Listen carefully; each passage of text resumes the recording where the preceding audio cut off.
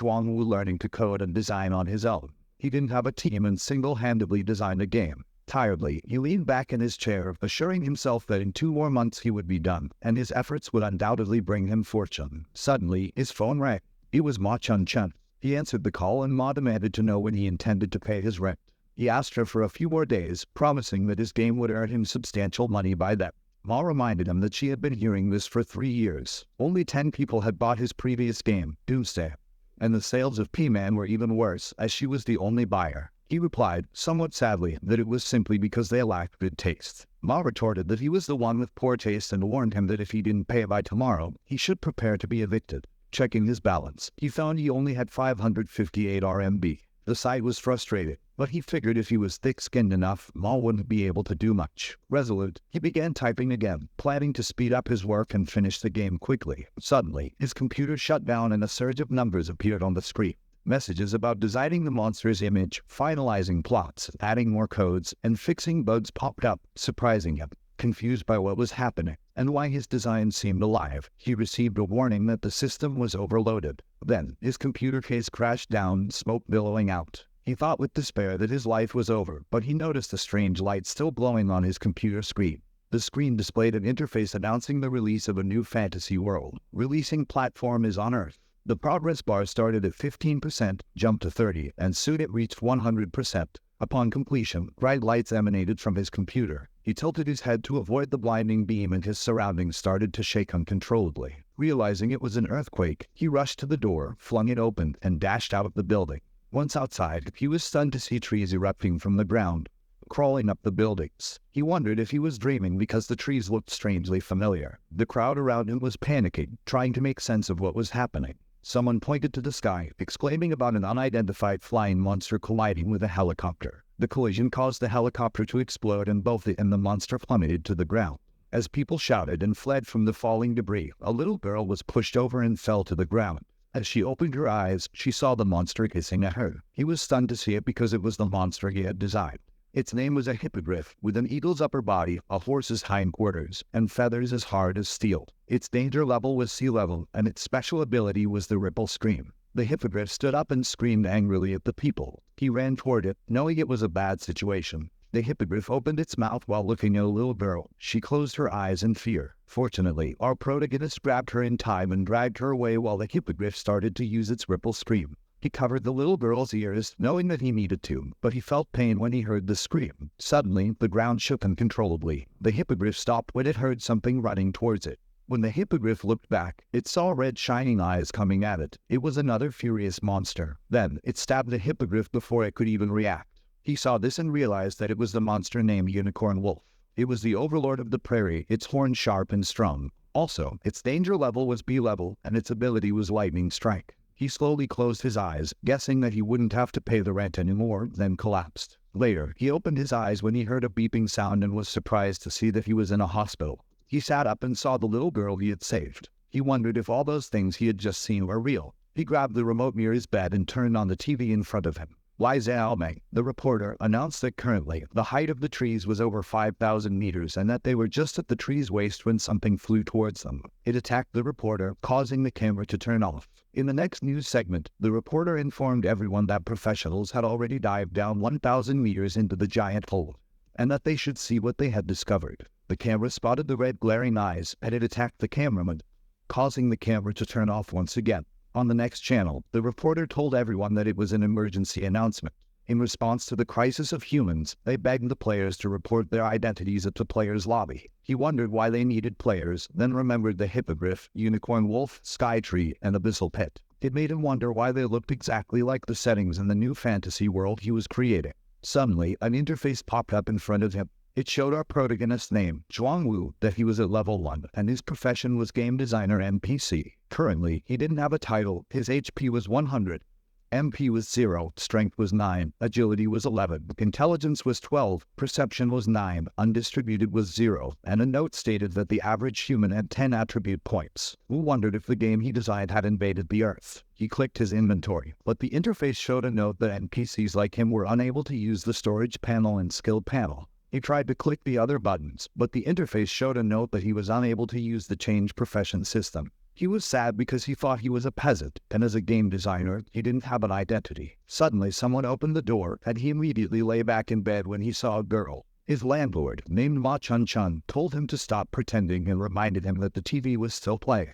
He awkwardly asked Ma why she was there, but Ma asked him back if he thought she wanted to come and explained that the hospital had informed her to come. Wu told Ma that he knew she treated him the best, but Ma told him that it was just because if he died, no one would pay her rent. The little girl woke up and looked at him, trying to recognize him. Then, the little girl hugged him happily, calling him Dad, and told him that he was finally awake. Ma angrily asked him if he already had a child, but he shouted at Ma to let him explain. Later, after explaining everything, Ma understood and told him that the little girl might have lost her memory, so she would help the little girl register her lost child status. Before the little girl's parents could pick her up, he would have to take care of her. He seized the opportunity and asked Ma if she could lower the rental fee. Ma replied, sure, and angrily grabbed the receipt. She then told him to pay her the medical fee first, which totaled 8,000 RMB. This left him stunned and shocked because of the price. After the disaster occurred, humans resorted to using nuclear bombs against the Sky Tree and the Abyssal Pit. However, they failed to triumph. Instead, they lost control of the sky and relinquished half of their territory. Now, the fate of mankind rests in the hands of the players. Half a year later, in Zhuangwu's house, Wu observed the little girl trying to lift a shield, offering it to him joyfully while calling him Dad.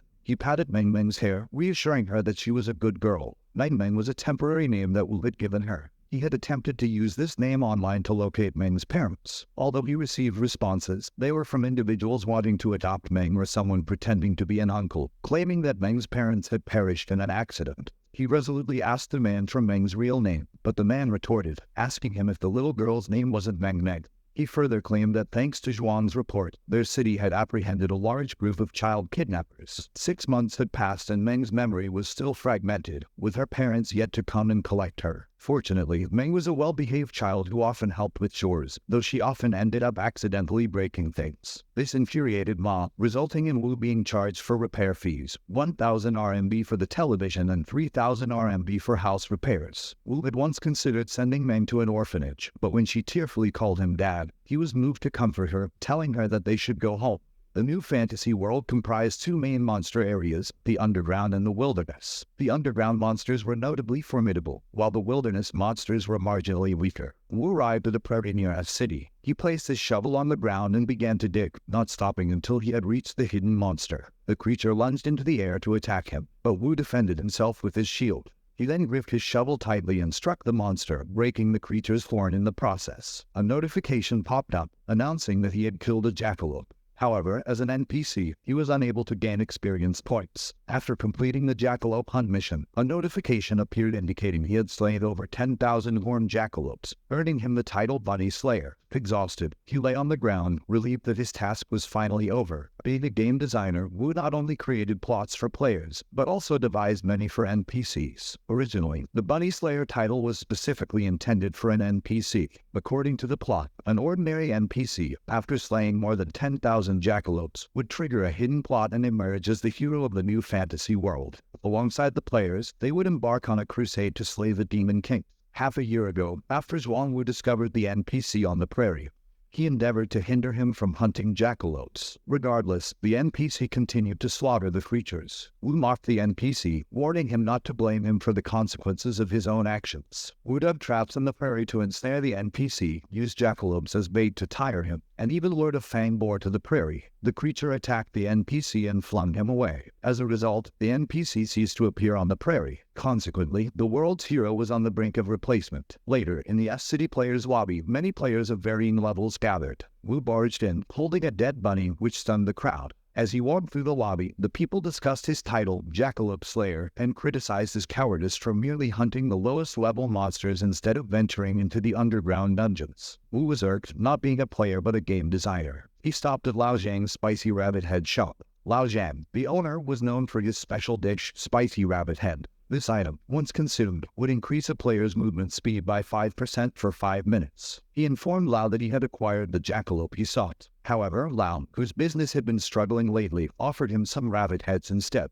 Wu accepted the plate of rabbit heads with gratitude, oblivious to a girl observing him. The NPC, like Yuya, revealed herself, and he was surprised to see her. He was elated that a key character had finally appeared. Being the game's designer, he was aware that Lai Q was not an ordinary NPC but one of the few gods in the game. According to the plot, after killing 10,000 jackalopes, Q should consider him as determined and strong-willed, thereby blessing him to become a hero. He addressed Q as a goddess and implored her to bestow her blessing quickly. However, she questioned why he had killed the rabbits, which she found adorable, leaving him confused about the apparent plot deviation. Q, fuming, labeled him the Bunny Slayer. She grabbed his hand, scolded him for the mass killing of the cute creatures, and then proceeded to violently throw him to the ground. As she vented her anger by kicking him, even Lao, the owner of the spicy rabbit head shop, was too frightened to intervene. Another player noticed the commotion and recognized Q. They wondered whether Wu had provoked her or harassed her inappropriately. Wu, being assaulted, was perplexed, wondered shouldn't he have become the hero? Had the game altered itself during this time? Suddenly, a notification popped up. It revealed that, due to his massacre of jackalopes, he was cursed by the goddess Lai Q. As a result of the curse, he was now ostracized by the world, stripped of his human identity, and transformed into a demon. The interface opened his character panel, showing his new race as demon.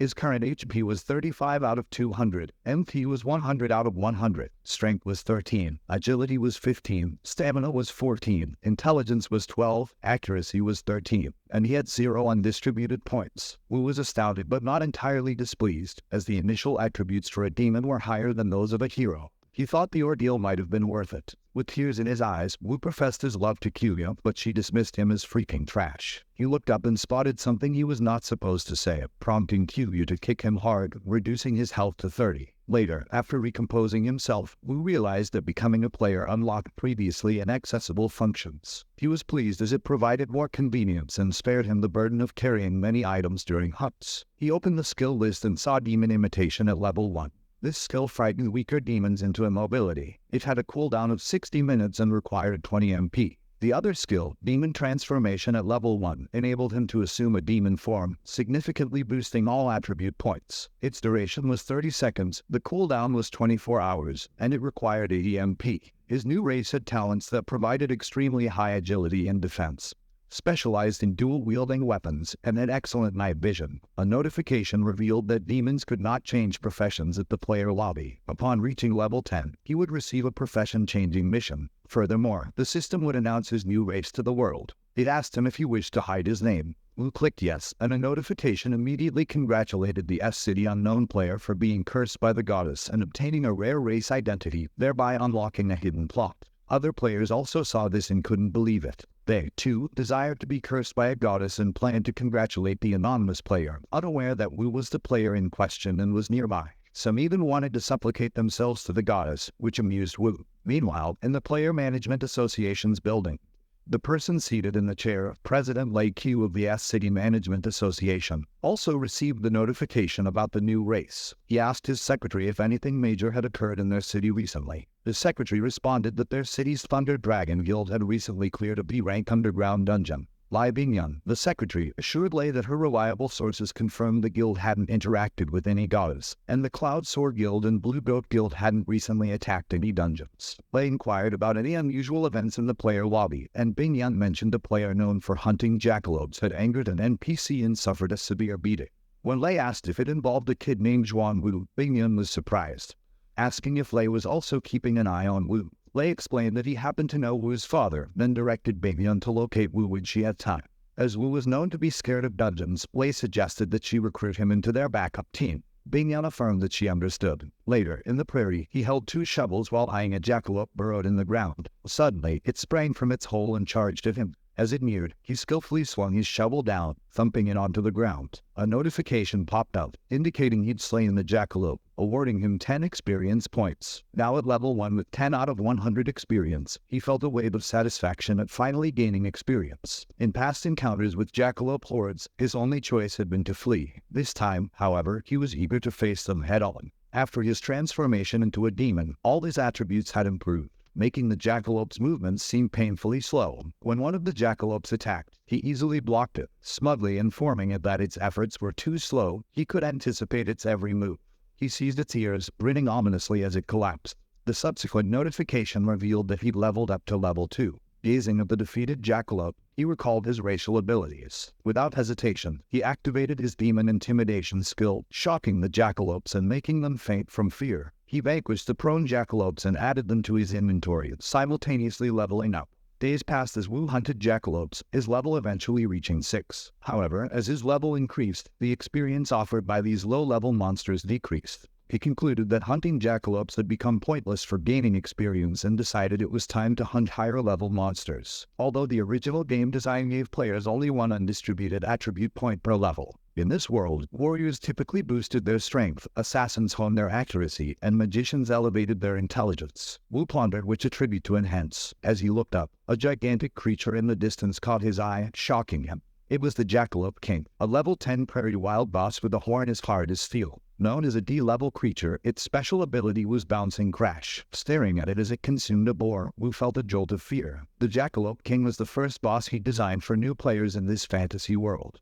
With its high HP, resilient skin, and terrifying speed, it was a nightmare for novices. The only realistic strategy for rookies and low-level players was to use a bow to attack it from a distance. Regrettably, all he had was a shovel, leaving him regretting his initial design. Deciding on agility, Wu added his 6 undistributed points, raising it to 21. As a demon player, he was physically superior to an average novice. For the pride of a demon, he resolved to challenge the Jackalope King. However, he quickly retreated, jesting that he was kidding, and derided the jackalopes as a bunch of stupid rabbits. Enraged, the Jackalope King bellowed. Wu retorted, questioning whether it truly thought he would fight and reminding it of his numerical disadvantage. The jackalopes emerged from their burrows, chasing after him, led by the Jackalope King. The king prepared to use its Bouncing Crash to impale him with its horn. Wu sidestepped in the nick of time, narrowly avoiding a second attempt as well. He taunted the king, effortlessly evading its subsequent strikes, all while daring it to land a hit, his high agility allowing him to dodge effortlessly. Furious, the king summoned the jackalopes and ordered them to attack. Wu halted upon hearing the noise and turned back to see a horde of jackalopes led by the King Han on his trail, making him panic. In a stuttering voice, he alerted others that the wild boss, the Jackalope King, had appeared and advised them to retreat swiftly. However, instead of fleeing, the other players seemed thrilled at the opportunity to secure rare loot dropped by the king. They assured Wu that they'd join him, but rather than aiding him. They were also pursued by the Jackalope pack. The players cursed Wu, but he merely grinned, excusing himself to prepare a meal for his child. He bid them farewell, leaving them baffled by his impressive speed and swearing vengeance on him for their current predicament. A few hours later, within Ma's building, he opened his apartment door and was welcomed by a cute Ming. She rushed to hug her father excitedly. He asked her what she did at home today, and Ming replied that the landlady had given her a picture book. After Zhuang Wu adopted Meng, landlady Ma Chun often visited, helping to take care of Meng. Ma also warned him sternly not to behave improperly towards Meng.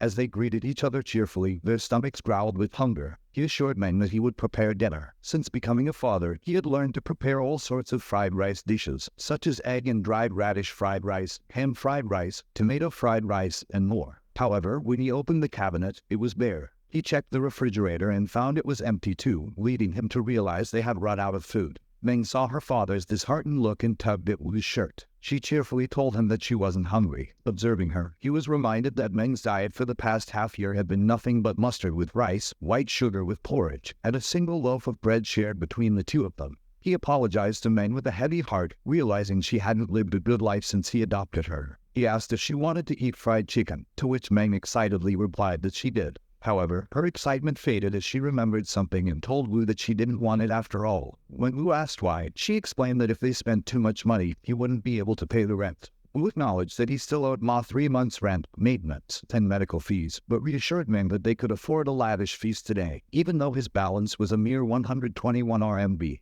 He assured Meng that from that day forward, they would bid farewell to poverty. He then ordered a set of chicken that cost 120 RMB. He knew that in the post-disaster world, the player had become everyone's idol and many people admired them. These individuals either had a strong physique or unexplainable healing abilities, but most importantly, they were all wealthy, and as long as they possessed a player identity, they could enter dungeons. He also knew that unlike wild monsters, underground monsters dropped monster crystals. One E-level monster crystal could be exchanged for 500 RMB, a D-level crystal for 1000 RMB, and a C-level monster crystal for 2000 RMB. This made him believe that becoming a player could also make him rich. Soon, someone knocked on their door to deliver their Silver Arch family meal set. Wu and Meng ate it with fervor, tears streaming down their faces. As night fell, he tucked a sleeping Meng into bed, carefully pulling a blanket over her. He heard her mumble happily in her sleep about how lovely the French fries were. Subsequently, he returned to his computer desk and checked the chat forum.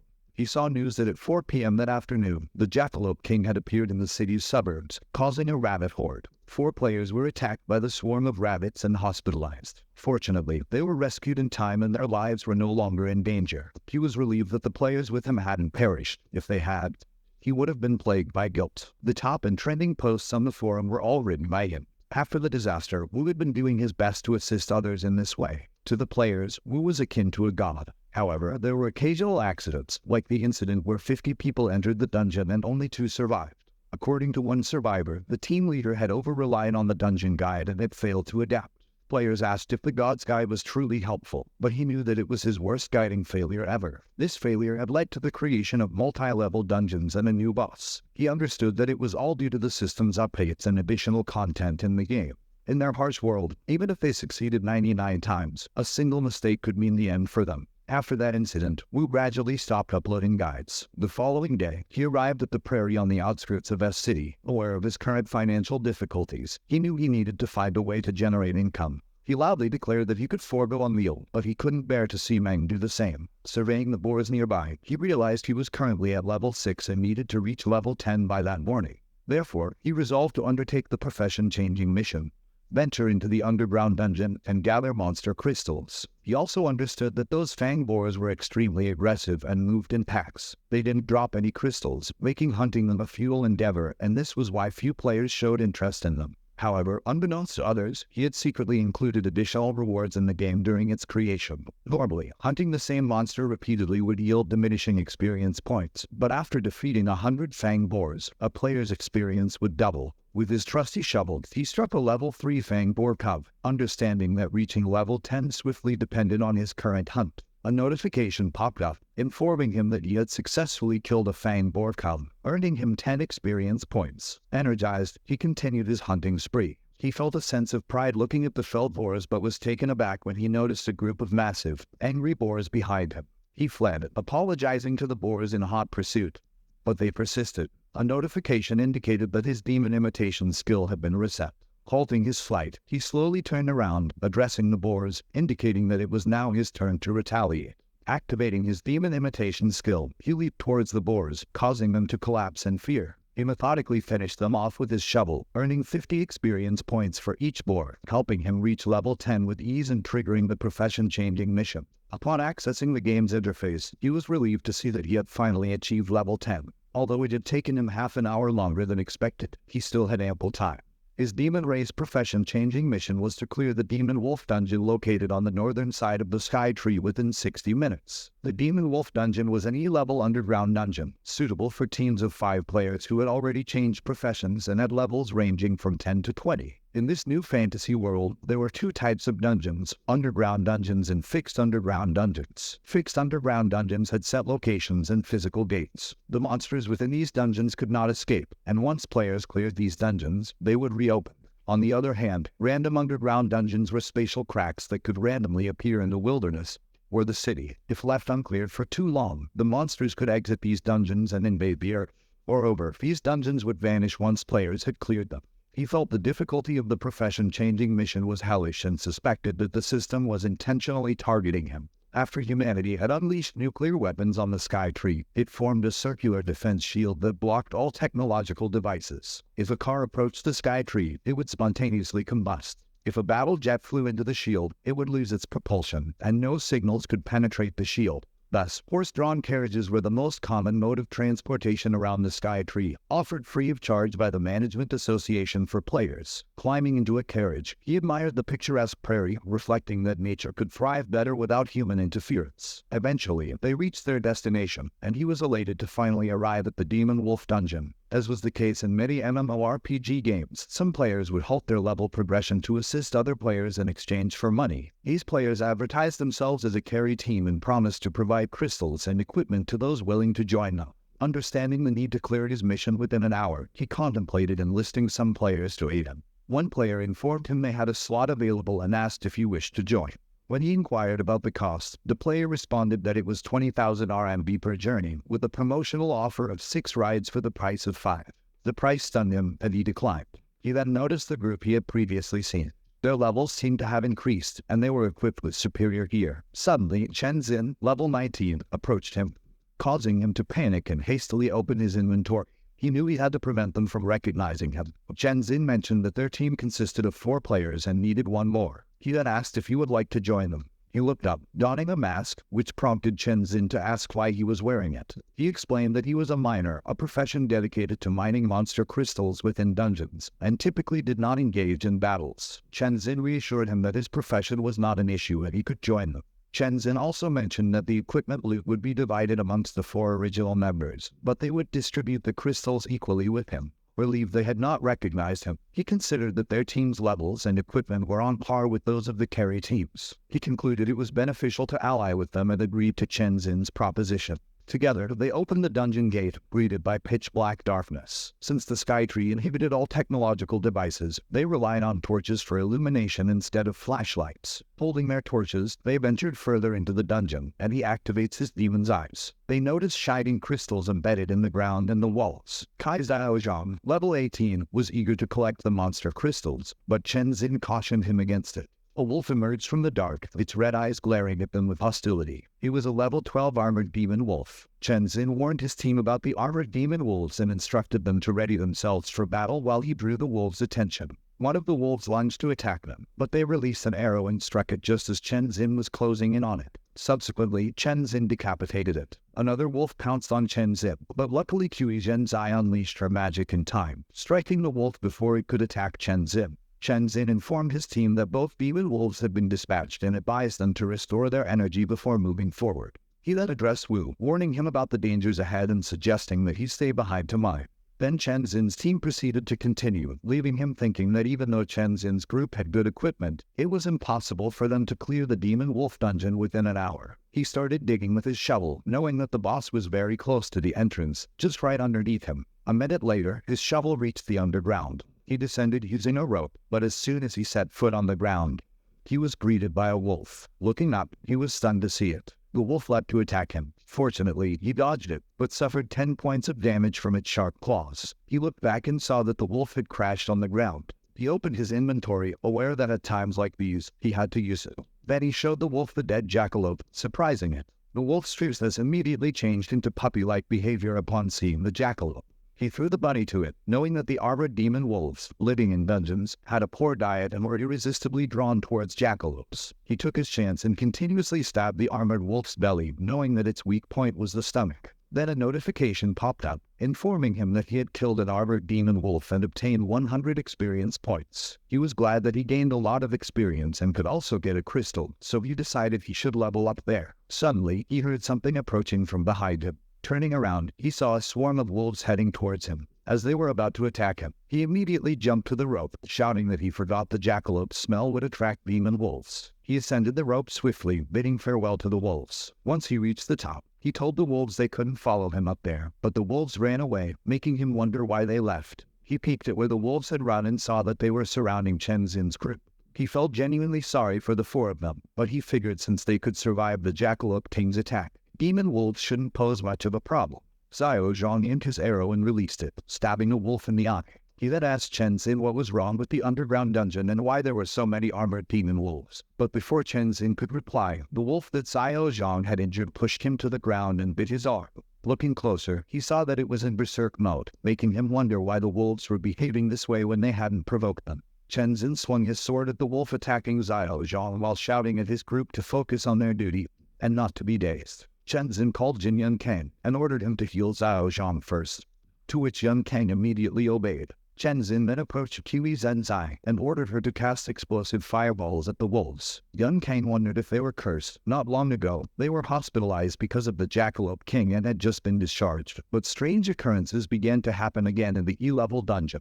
Zhenzai cast a fireball and attacked the wolves with it, but the wolves avoided it in time and leapt towards them to attack. Zhenzai told Chen Xin that there were too many demon wolves and suggested that they should retreat. Chen Xin blocked one of the wolf attacks and shouted for his group to retrieve and cover Zhenzai while she cast fireballs. But before they could retreat, they heard a loud growl, and when they looked up, they saw a huge wolf glaring at them. The other wolves surrounded them, pitting them in the center. Yun Kang fearfully told his team they were doomed, and Xiaozhang asked his team if the huge wolf was the demon wolf leader of the second-floor gatekeeper, and why it had come to the first floor. On the other hand, Wu was relaxedly digging into the ground. He was happy because the boss's room was right below him. But he stopped when he heard a loud growl from the first floor. He thought the four of them had good equipment and they should be fine. But he decided to take a look because he knew that the mission could wait. But it would be bad if Chen Xin's group died. He remembered that he had almost caused their deaths once. He quietly walked towards where the growl was coming from and saw that Chen Xin's group was surrounded by wolves. He planned to help them by luring the demon wolf leader away, thinking they should be able to deal with the remaining armored demon wolves. Suddenly, a bright red light shone from them, making him wonder what it was. Chen Xin revealed a weapon, shimmering brightly, an artifact known as the Fire Lizard's Madness Flame Dagger. This level D artifact imbues the wielder with flames. Its effects boost defense, attack, and recovery rate by 50% and last for 60 minutes, but are only available to players below level 20. We recognize this as a rare item dropped by the underground dungeon boss, which would usually disappear after a single use. Xiao Zhang informed Chen Xin that they had spent half a year's savings on it. Yun Kang pointed out that if others knew they'd used a D-level artifact in an E-level dungeon, they'd be mocked mercilessly. Chen Xin, however, retorted that they should wait until they had survived the ordeal to discuss it further. From a distance, Wu acknowledged that they didn't require his help. He knew that the D-level artifact could fetch at least 500,000 at the auction house, yet it was reserved for emergencies. Chen Xin's group was the first ever to employ a D-level artifact in an E-level dungeon. Checking the countdown of his mission, Wu noted there was only half an hour remaining. He needed to move swiftly. A minute later, he had finished digging the last underground passage and carefully descended. Landing in the Demon Wolf Dungeon boss room, he assessed his adversaries. The first monster, Double-Headed Wolf Thors, was a level 20 Demon Wolf Dungeon elite, known for its extreme cruelty. It was an E-level creature with a special ability known as Tear. The second creature, the boss monster named Half-Beastman Luca, was a level 25 with 2000 HP. Once a half-beastman chieftain, Luca had become corrupted and assumed the role of the Demon Wolf Dungeon boss. As a D-rank entity, his weapon of choice was a large axe. In an effort to make the exploration of this new fantasy world more exhilarating, Wu had sprinkled checkpoints and Easter eggs throughout the game. One significant Easter egg in the Demon Wolf Dungeon allowed players to reach the boss room without engaging in combat. Following the usual route, players would only reach the door of the boss room. However, Wu had dug a hole directly into the boss room to avoid waking the boss. He opened his inventory to find a roasted pig.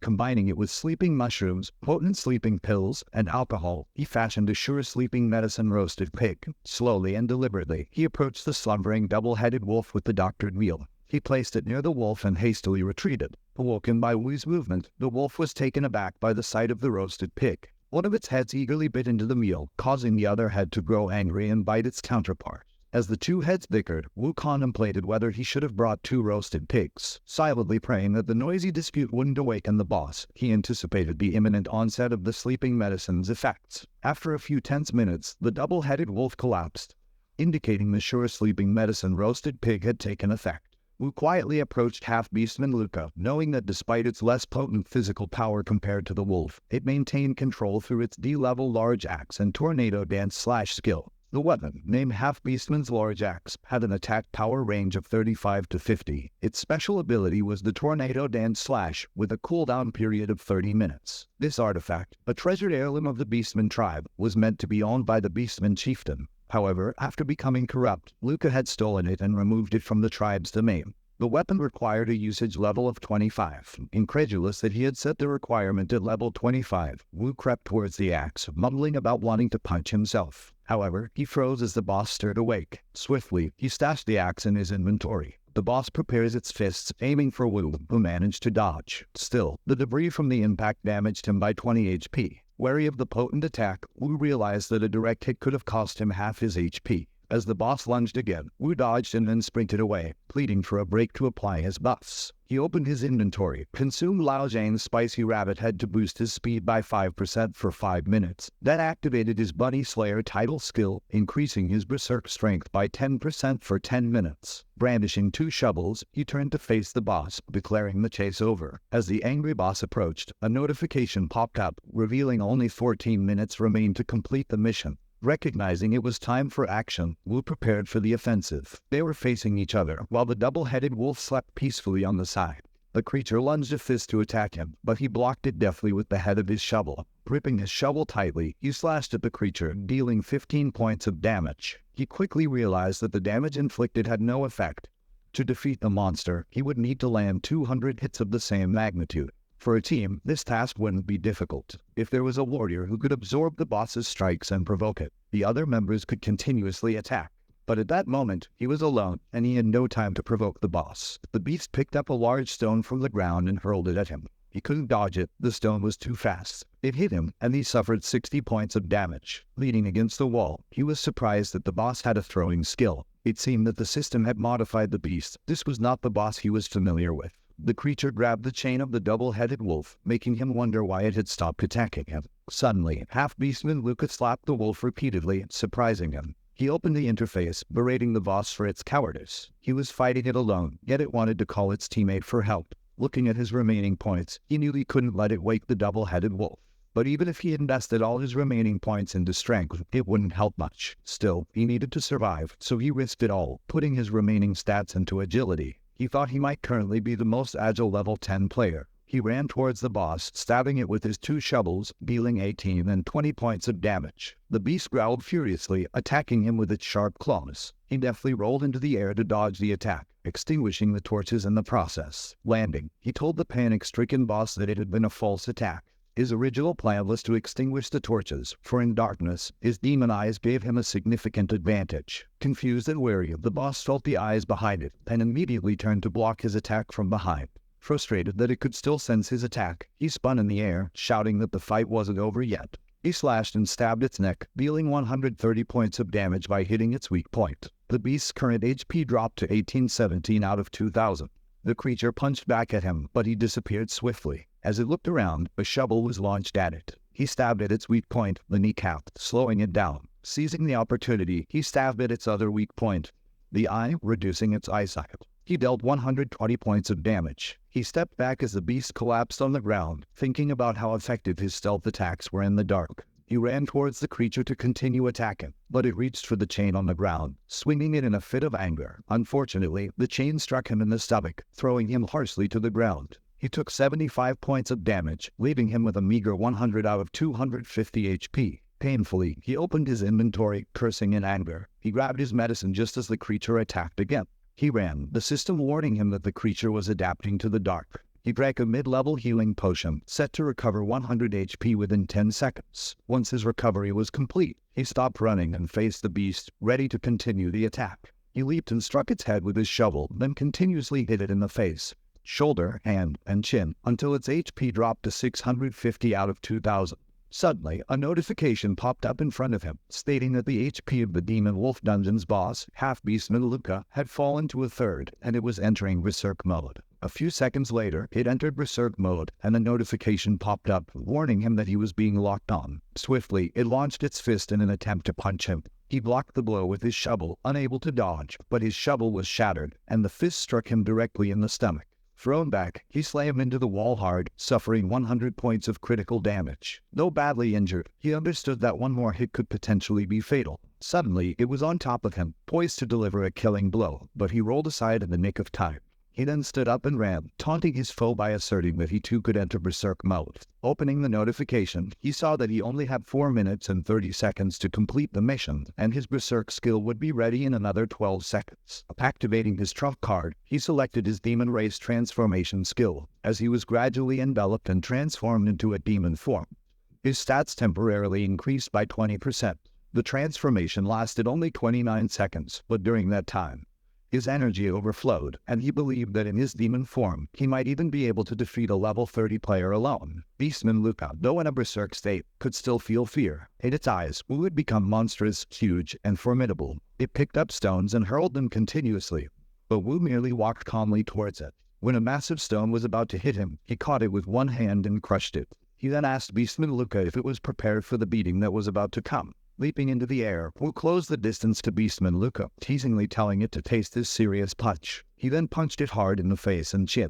Each punch inflicted damage ranging from 130 to 170. He was aware that his state granted him immense power, but the duration was extremely short, a mere 30 seconds. If he failed to defeat Boss Luca within this time, the tables could turn again, so he couldn't afford to let his foe recover. Meanwhile, on the first floor of the Demon Wolf Dungeon, Chen Xin and his group lay exhausted. Xiao Zhang expressed relief at their victory, while Zhen Zai warned that her magic wand was on the brink of breaking. Suddenly, a loud growl surprised them. Xiao Zhang panicked, asking about the sound and whether there could be more problems. However, Chen Zai surmised it was likely a monster fight happening below them. Chen Xin instructed his team to rest and stay alert. A minute later, they proceeded to the boss room, but a notification congratulated them for clearing the Demon Wolf dungeon and eliminating the boss, Half-Beastman Lucan. A puzzled Xiao Zhang asked his team how they had cleared the dungeon so effortlessly. On the other hand, in the Demon Wolf dungeon's boss room, Wu leveled up 3 times. The notification congratulated him for completing the Demon Profession Change mission. He was exhausted but relieved it was over. He then opened his inventory to check the boss drops, noticing an item called Weird Necklace of Unknown Level, Effect, and Rarity Level, but he inferred it was of high quality. He was pleased to see many magic crystals but was surprised to find a perfect quality blue crystal. He knew the ranks of crystals were divided into 3 sections: normal, pure, and perfect. The D-rank normal blue magic crystal had dim light and poor quality, while the D-rank pure blue magic crystal was brighter and of higher quality. The D-rank perfect blue magic crystal was even brighter, similar to a precious gem. Knowing its high value, he envisioned himself and Meg enjoying a lavish meal. Then happily told him she loved her dad the most, making him really happy. He sighed at his broken shovels, realizing he needed to find a craftsman to make him a sturdy weapon. He was certain he had become accustomed to using a shovel. Holding the necklace from his inventory, he pondered why he was unable to appraise it and whether the game had added the necklace. Suddenly, he heard footsteps approaching the room where the double-headed wolf was sleeping peacefully. However, it stirred and raised its body, preparing to stamp. He knew the game setting well once the stone door was pushed open. Thors, the double-headed wolf, would awaken. Frustratingly, even a surefire sleeping potion wouldn't work on Thors under these conditions. He muttered under his breath, cursing the designer who set up this system, but realized he needed to make a quick escape before the wolf noticed him. Swiftly, he leapt to a hanging rope, his exit strategy, and decided to let Chen Xin's group handle Thors as he had already eliminated the boss. Seconds later, the group opened the boss room door, puzzled to find the boss already defeated even though they hadn't yet opened the stone door. Chen Zai remarked on the mysterious and strange nature of the dungeon, adding to their surprise. Their shock deepened as they discovered the half-beastman, Luca, dead on the ground. Xiao Zhang speculated that the double-headed wolf could have betrayed and killed the boss. Upon hearing this, the wolf, enraged, attacked them. They exclaimed that the dungeon was not only strange but also insane. Eventually, they managed to eliminate Thors, the double-headed wolf. Xiao Zhang admitted to his team that their venture into the dungeon had yielded a negative profit. They had lost an artifact, obtained only a few E-rank magic crystals and some trash items, and didn't even secure a decent weapon. Suddenly, a notification appeared before Chen Xin, indicating that their clear time for the Demon Wolf dungeon was 58 minutes and 2 seconds, breaking the previous record.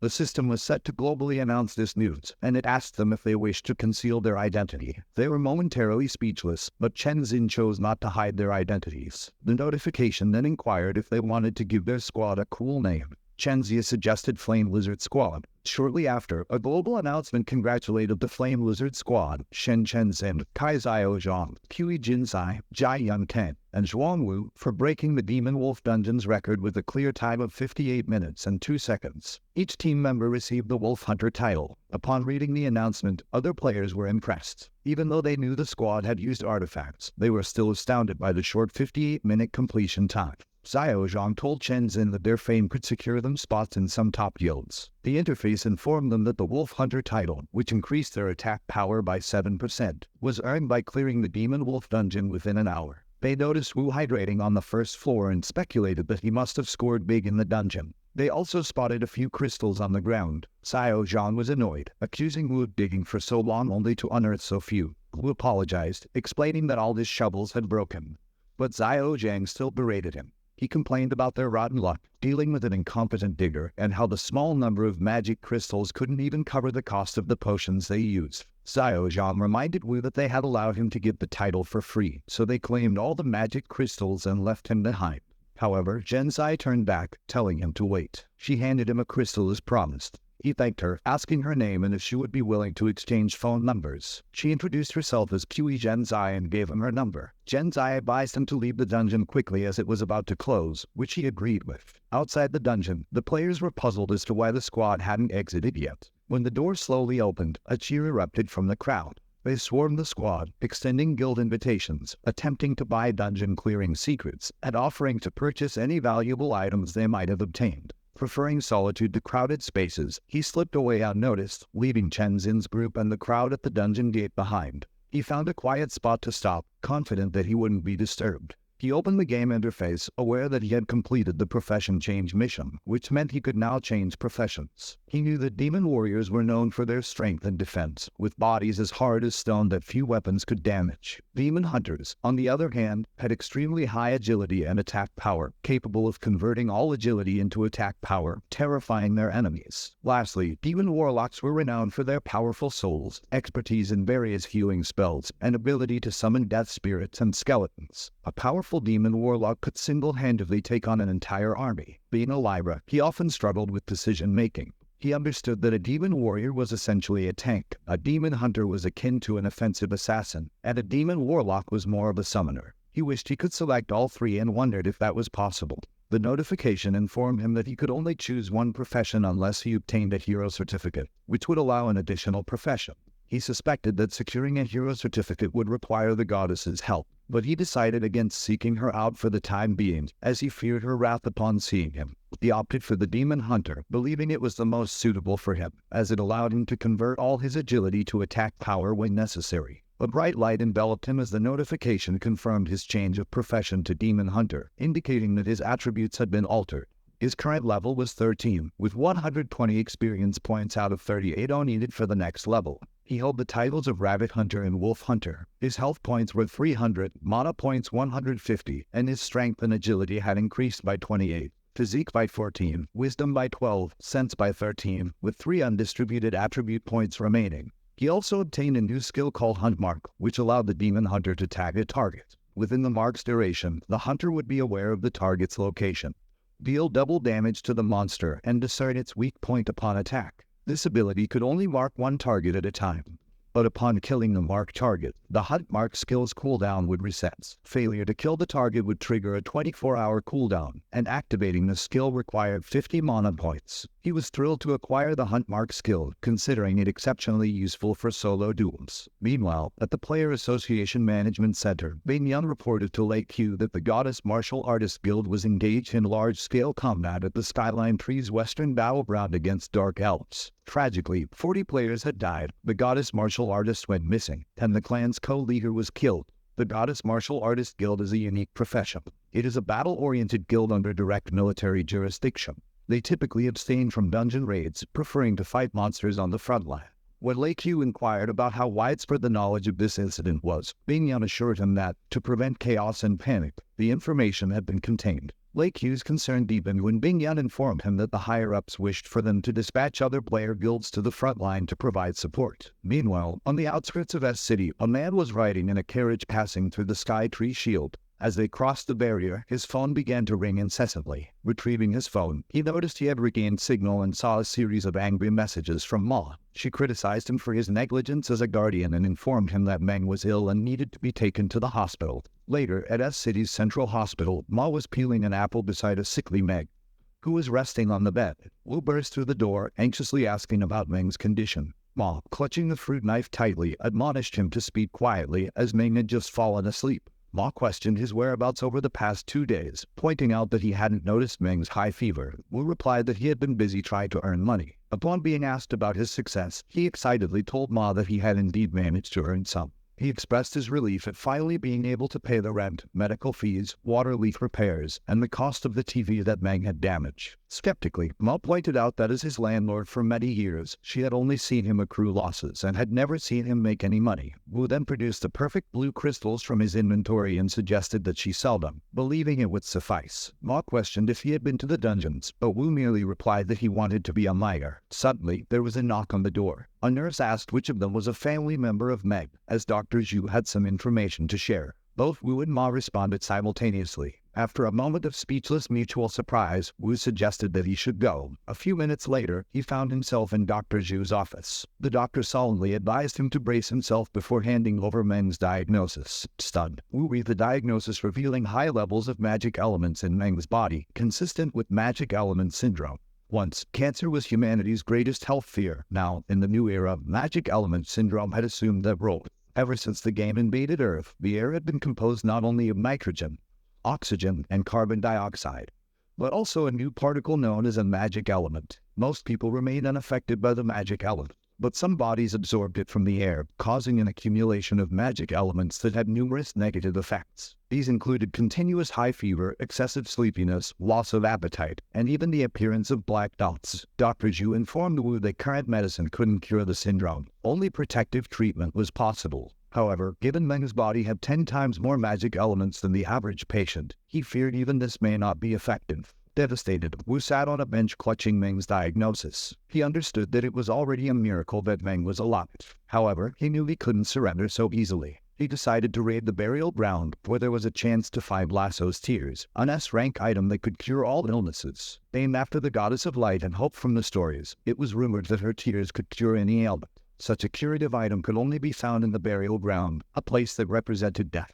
The dungeon had a difficulty level of C, a level restriction of 10 to 30, and only a single party capacity. He understood they couldn't form a team and would have to tackle the dungeon solo. Most players wouldn't be able to clear the dungeon, but he was confident that he wasn't the weakling who could only defeat horned rabbits any longer. He returned to Meng's room, and Ma asked him with concern about the doctor's diagnosis, and if Meng was all right. He explained it was just a normal fever, but the doctor said the money for the medical fees wasn't sufficient, and thus he needed to pay more. Outraged, Ma argued that they had already paid $3,000 that morning. She questioned whether they had exhausted their funds in less than a day. Ma reassured him that if money was tight, the rental fee could wait until after Meng had recovered. As Wu broke down in tears, he acknowledged Ma's kindness. Yet Ma replied that if it weren't for Meng, she would have evicted him long ago. Chiding him, she tapped him on his back and mentioned that he was covered in dirt. She insisted he should not touch her and go clean up quickly, as she intended to take care of Meng for the night.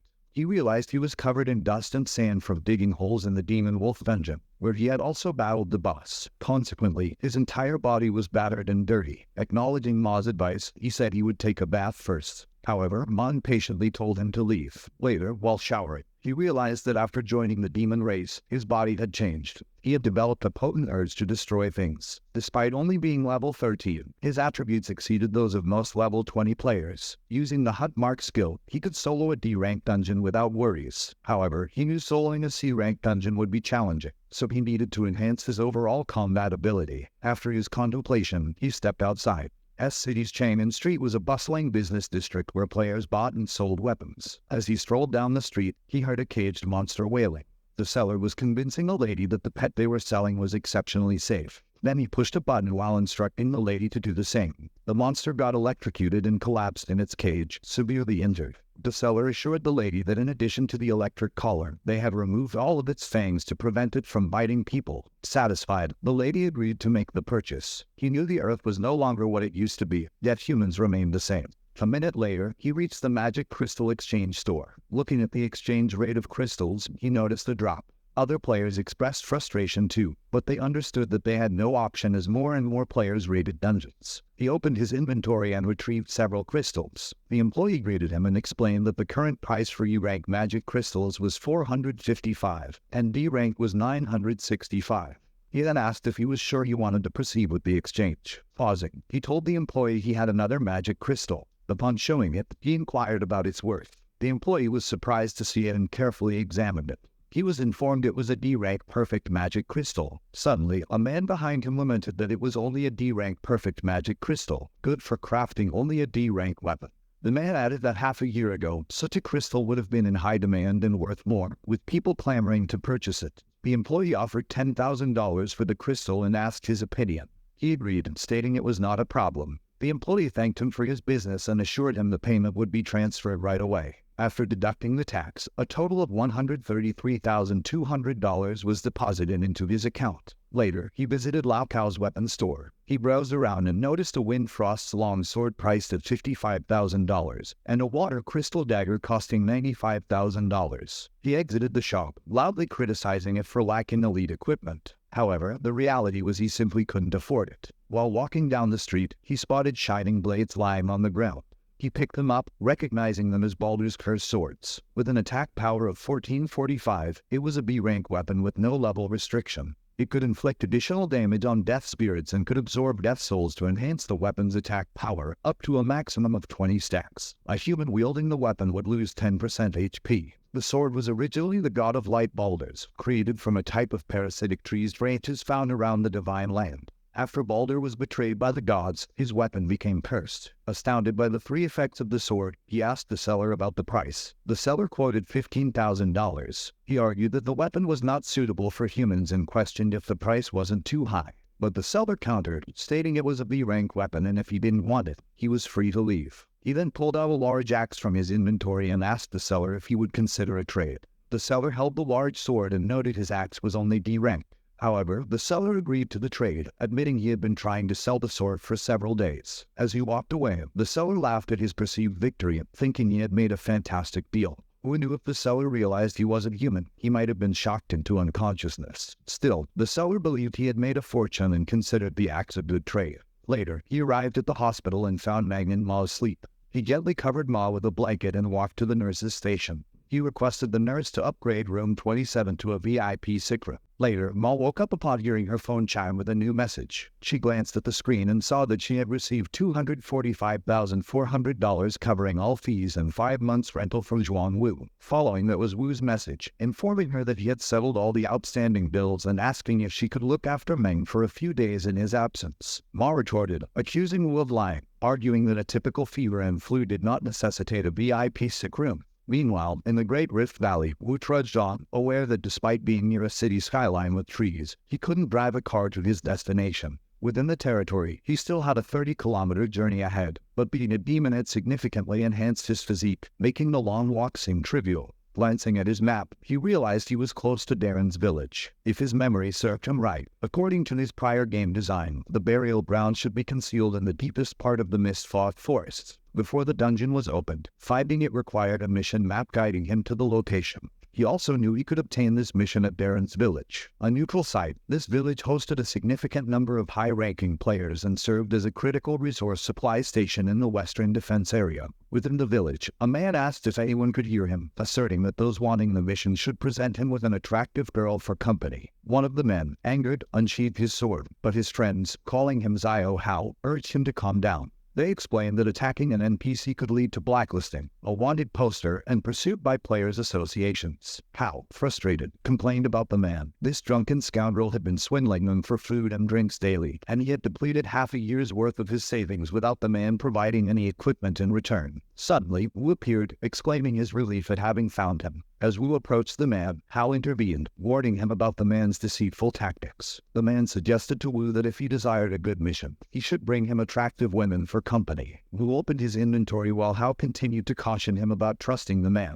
Wu thrust a risque magazine in the man's face, causing surprise and curiosity. Wu then unveiled a stack of similar magazines, questioning their appeal. The man hastily snatched them from Wu, but stated that good missions weren't distributed so freely. He was thirsty and wanted Wu to bring him some wine. Wu promptly produced a 53% Mount Eye liquor, assuring the man it was no issue. Hao watched in disbelief, aware that the Fly to the Sky wine Wu display was valued at $5,000, and he was using it merely to secure a mission. The man greedily grabbed the bottle and drank instantly. Pleased, he commented on the quality of the wine, noting Wu's sincerity, but still demanding a love letter to his neighbor Juliet before he would consider offering the mission. Struggling to control his anger, Wu set about writing the love letter. Hao, reading over Wu's shoulder, was impressed with Wu's eloquent and sweet words. However, upon delivering the letter, Wu was greeted with a punch to the face from an enraged butcher, threatening to maim them if they continued to harass his wife on behalf of the drunken man.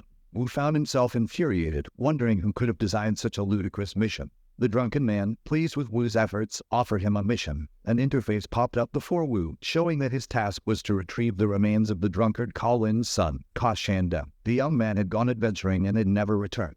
It was rumored he had perished in the burial area, and Ka Lin was hoping Wu could bring his son's remains back. Wu accepted the mission, and Ka Lin presented him with a map to the burial area and a bell to use in a crisis, as the area was fraught with danger. The map marked the location of the burial area and a bloodthirsty demon tree, while the bell, named the Undead Bell, was B-rank and capable of dispelling undead. It was created by Colin in hopes of bringing his son's remains back home, and, upon use, it would deal a significant amount of damage to undead and death spirits and impose a silence effect lasting 10 seconds. The other players eagerly asked Wu if Colin had given him a piece of equipment and if he was willing to share the mission. One player, a level 47 archer, suggested they join forces to complete the mission. Wu thanked them but insisted he could handle the mission solo and advised them to continue their activities. As he exited the house, he failed to notice several people watching him from above. One of them instructed his team that once Wu left the village, the mission and equipment would be theirs. Later, Wu dashed away on his mission, pursued by rogue individuals. A child pointed at Wu and informed her uncle that Wu was the recipient of the historic rank mission. She then proceeded to tell Wu, suggesting to her uncle that they should keep watch to discern the nature of Wu's assignment. However, one of the rogue men menacingly licked his blade, remarking that the girl was rather fetching, prompting her to query about their intentions. The child's uncle, Chen, promptly gripped her shoulder, explaining to the man that she was immature and imploring him not to take offense. Meanwhile, the girl protested to her uncle that the men were malicious. In response, Chen scolded her, stating that children should not interrupt adult conversations. One of the rogue figures suggested they depart to avoid losing sight of Wu, and so the group departed. Chen advised his niece to steer clear of these individuals in the future, to which she inquired why he maintained a respectful demeanor despite his superior level. In response, Chen noted the difficulty of warding off poisonous snakes and elaborated that her limited time in the Great Rift Valley meant she was not privy to all its rules. The valley, he explained, is far from any city, replete with malice and peril, such as criminal activity. It boasted the highest crime rate, and it was not uncommon for inhabitants to meet their end at the hands of these metaphorical poisonous snakes, rather than actual monsters. When the girl questioned why the association failed to deal with these villains, Chen revealed that in their underground world, occasional deaths were the norm and surveillance measures like CCTV cameras were ineffective, if not impossible, to establish. How would they monitor or investigate? He queried. The girl, intimidated, acknowledged that this meant anyone targeted by these poisonous snakes was at risk. Chen agreed, cautioning her that those naive or greedy enough to undertake such missions alone usually met a grim fate. He recommended seeking the protection of a strong guild. Later, Wu arrived at the entrance of the mist-fog forest. He glanced back, questioning if his pursuers were these metaphorical poisonous snakes, and pondered if they were plotting an attack once he ventured into the woods, despite the forest's daunting fog barrier obscuring visibility. He proceeded inward. A man loaded an arrow into his bow, releasing it towards Wu, who narrowly evaded the projectile. He promptly sought cover behind a tree, anticipating the approach of the attackers. He observed 4 figures. One of the men teased the archer about his poor aim, prompting him to activate his snake cane, assuring his companion he would reduce Wu to dust. A fire snake materialized from the cane, hurtling towards Wu and demolishing the tree in its wake. Wu narrowly escaped, pondering how they had discovered his hiding spot. As Wu fled, the archer mocked the cane wielder for also missing his target, asserting that he had no grounds to criticize his archery skills. While Wu was running, Wu abruptly halted, sensing impending danger due to his demon's instincts. Activating his demon's eye, he spotted a man above, ready to strike. The assailant lunged, only to be met with Wu's sword. As they struggled, the attacker surmised that Wu must be an assassin, given his ability to detect stealth.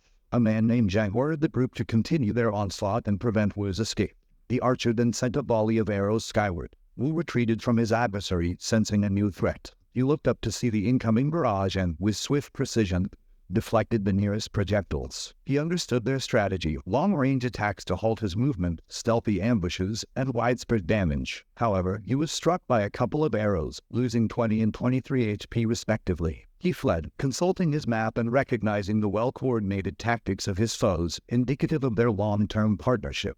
Yet, he couldn't help but smile confidently. His run was brought to a halt by a large tree blocking his path. One man taunted Wu, remarking on his halted escape. Wu retorted that if they hadn't pursued him, there would be no need for escape. The archer, incensed, aimed an arrow at Wu, declaring his impending demise. However, Wu calmly dodged the attack, causing the arrow to strike the tree. Unexpectedly, the tree stirred, its roots writhing. It was the wild boss, the bloodthirsty demon tree, roused by the arrow's impact. The guardian of the mist-fog forest was level 42, B rank, with special skills in puncture and bloodthirst. As the roots ascended, the archer's bravado melted into terror. He turned to their leader, Jet, pleading for rescue, as the boss seemed to have locked onto him. The archerman shouted in panic as the friend approached him. One of the men asked Zhang how they could possibly defeat it, given that it was at level 42. Zhang responded, noting they seemed to have fallen into Wu's trap. As the enemy was about to attack the archerman, the man implored Zhang to rescue him swiftly. The cane-wielding man activated his snake cane, but inadvertently hit the archerman instead. Injured by the boss, the man queried his companions about their treacherous actions. They explained that the boss's aggression had been drawn by him. Thus, after his demise, the boss's attention would be redirected to the closest person. The man was consumed by the boss, morphing into a skeletal form in an instant. Meanwhile, his companion reassured him that this was the intended strategy. They wouldn't have to confront the boss directly. Subsequently, the venomous snakes attempted to flee while Wu observed them. Wu anticipated that those snakes would turn against their own kind when their lives were in danger. As they ran off, one of the men pointed out something strange to Zhang. The cane-wielding man explained that the boss's attention didn't shift to the kid, but instead focused on him. The boss's roots ruptured the ground in pursuit of them. Subsequently, the roots emerged and encircled the group. Launching an attack, the roots targeted the cane-wielding man. In a state of panic, he begged Zhang to devise a quick solution to save him. Just as the cane-wielding man was about to be attacked, the assassin activated his stealth ability and mockingly informed the cane-wielder of his departure. However, the roots turned and impaled the assassin instead, absorbing his blood and reducing him to a skeletal form. With shaky attempts to stand, the cane-wielding man proclaimed their impending doom. Zhang observed that the boss didn't target Xiao Wu or the cane-wielding man initially, but instead attacked Xiao Zhang, the escaping assassin.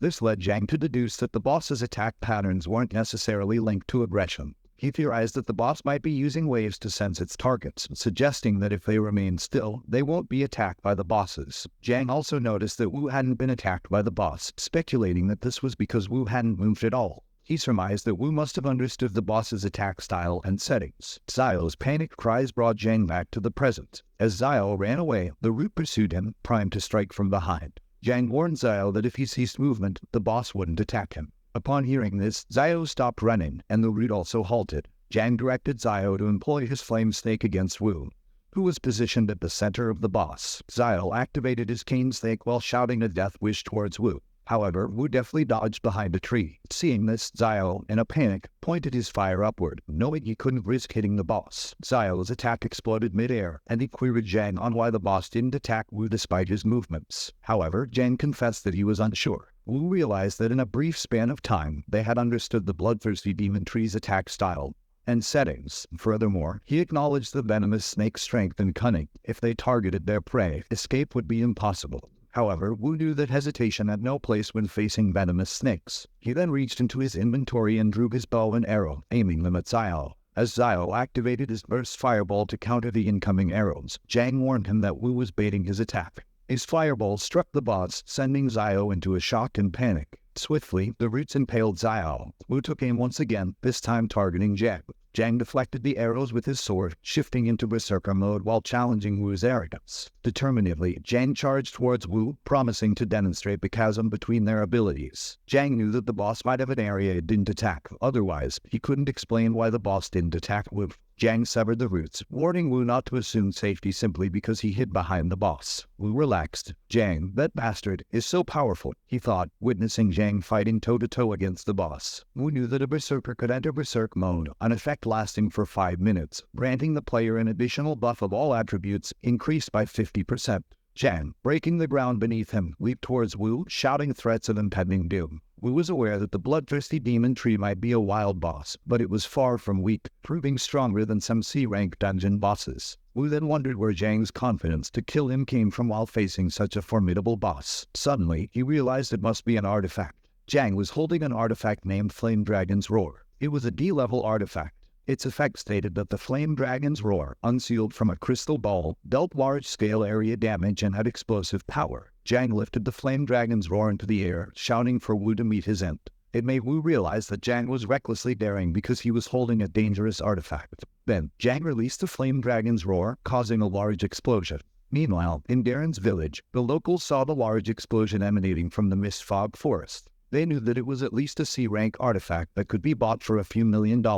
At the entrance to the Mist Fog Forest, Chen and a child were covering their faces to avoid the fallout from the explosion. The child asked his uncle if the person would die. She tried to run to check on him, but Chen grabbed her hand, asserting that they could only go so far. Chen led her away, warning that it was too dangerous ahead, and if they ventured any further, they would get caught up in the blast. On the other hand, the bloodthirsty demon tree was ablaze, and Zhang lay on the ground.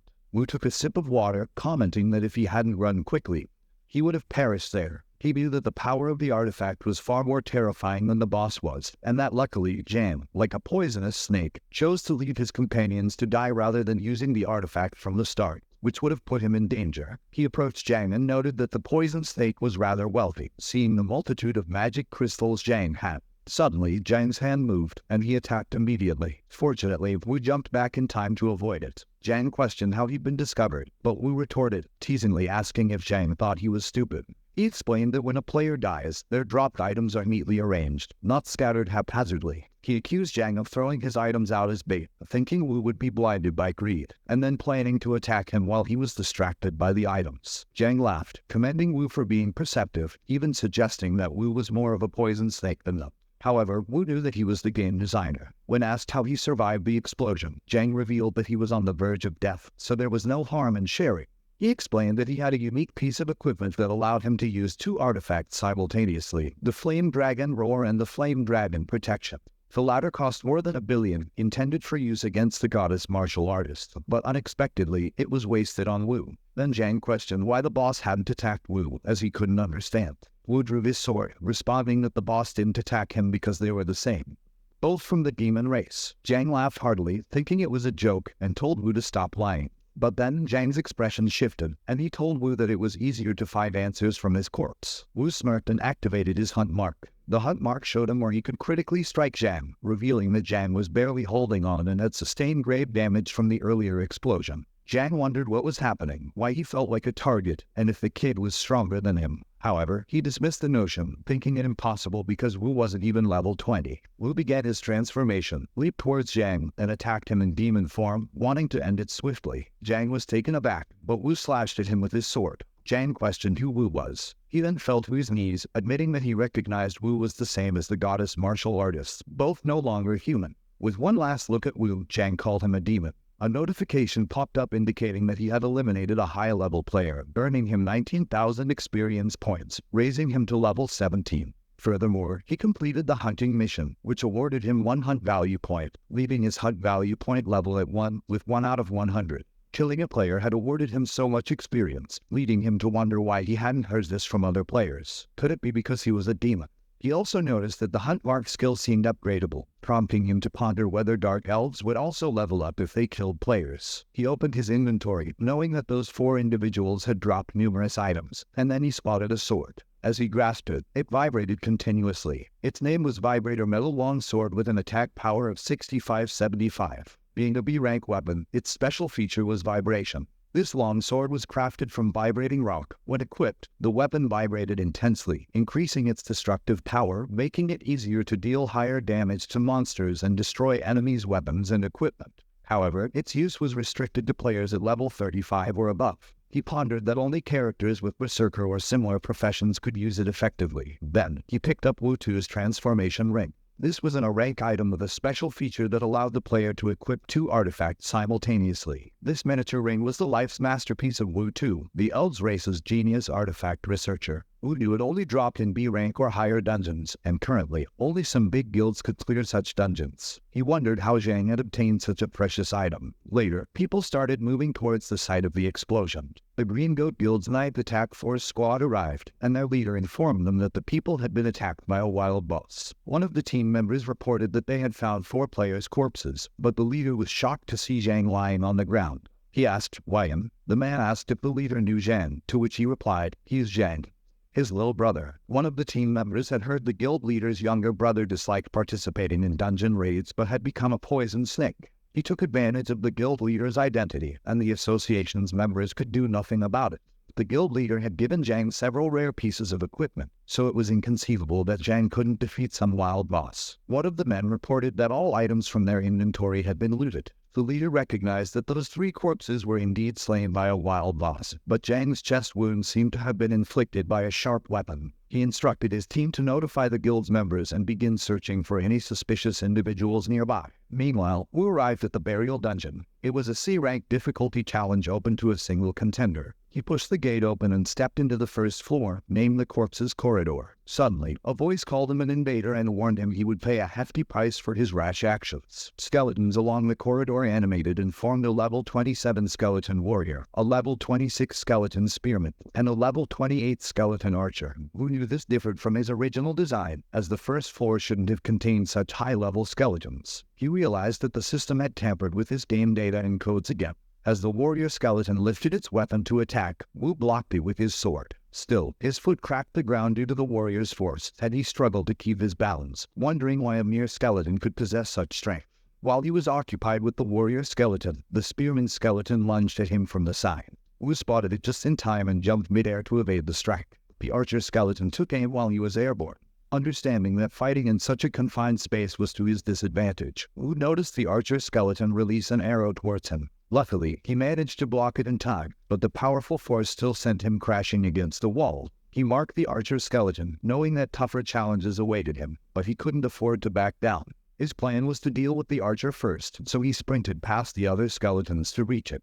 He decapitated the archer skeleton and struck its weak point, dealing 360 damage. His weapon's special effect added an additional 430 damage. He gained 300 XP and increased his hunt value by 1 point. Additionally, a notification informed him that his Baldur's Curse sword had absorbed the skeleton archer's soul. His soul power was now 1 out of 20, and each stack of soul power granted the user an additional 1% power, along with 2% Death Spirit's magic resistance. He acknowledged that his sword's special effect dealt more damage than a regular weak point attack. However, his low level meant his overall damage was not high. He decided to level up quickly and marked the spearman skeleton's head. He leapt towards it, launching an attack with a smile. Moments later, he had vanquished the skeletons and realized that once he understood their attack patterns, they were easy to defeat. However, the pile of skeleton bones began to move again. He turned around instinctively, sensing something was amiss, and saw skeletons hiding on the side attempting to resurrect the defeated skeletons. Leaping towards them, he took them by surprise and attacked. Within a minute, the skeletons were pinned to the wall. He realized these skeletons were magicians who summoned skeleton soldiers. He ordered them to quickly summon more skeleton soldiers for him to grind levels. Grinning eerily, he asked them if they had heard his command. Afterward, he hurled the skull of the skeleton towards its companions, amassing a significant amount of experience points as he persistently overcame the skeletal warriors. A notification revealed his advancement to level 20. His mark skill had leveled up. His ability to identify weak points had increased by 10%, and he was now able to mark 2 targets simultaneously. Inspecting his status window, he speculated that, with the enhancements of the demon race attribute and the unique attribute changes of a demon hunter, his foundational attributes had already surpassed those of an average level 30 player. Thus, he was confident that he could match Zhang in combat. To his surprise, the skeletal mages took their own lives in desperation. The fact that skeletons were capable of suicide astounded him. He sighed, realizing he could no longer grind for experience, and proceeded towards another gate, ready to advance to the next floor. Pushing the gate open, he was met by bones strewn across the floor. He discovered the remains of Kashandal on the ground. Suddenly, the torches flared to life, and he was taken aback to recognize his location. Floor 2, the Death Plaza. Before him stood armored knights of levels 37 and 38, as well as a skeleton lord of unknown level. The gate behind him slammed shut, causing him to tremble in fear. Wasn't the final boss supposed to be on floor 3? Frustrated, he realized the system hadn't merely altered the underground dungeon monsters, it had also changed the map's inhabitants. He understood it was no longer the dungeon he had designed.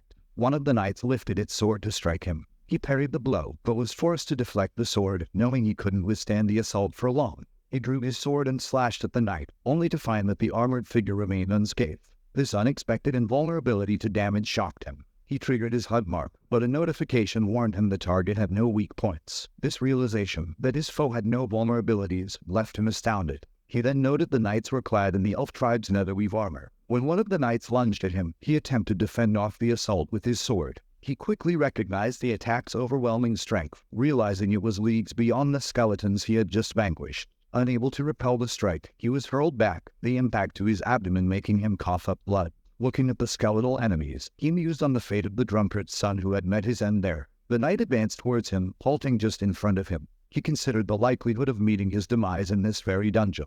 As he contemplated the inherent risks and dangers a player faced in dungeons, essentially staking their life, the knight launched a relentless attack. Collapsed on the ground, he felt his heart cease to beat. He was so fatigued he couldn't summon the strength to stand, leaving him to wonder if this was the end. He envisioned Ma and Meng Meng offering them a silent apology. A notification alerted him to his heart's failure and the consequent activation of his demon's secondary heart. Thus, the demon heart activates. He was lying on the ground, and the knights were looking at him. One of the knights raised his sword to deliver a fatal blow, but he opened his eyes and immediately stood up before the sword could strike him.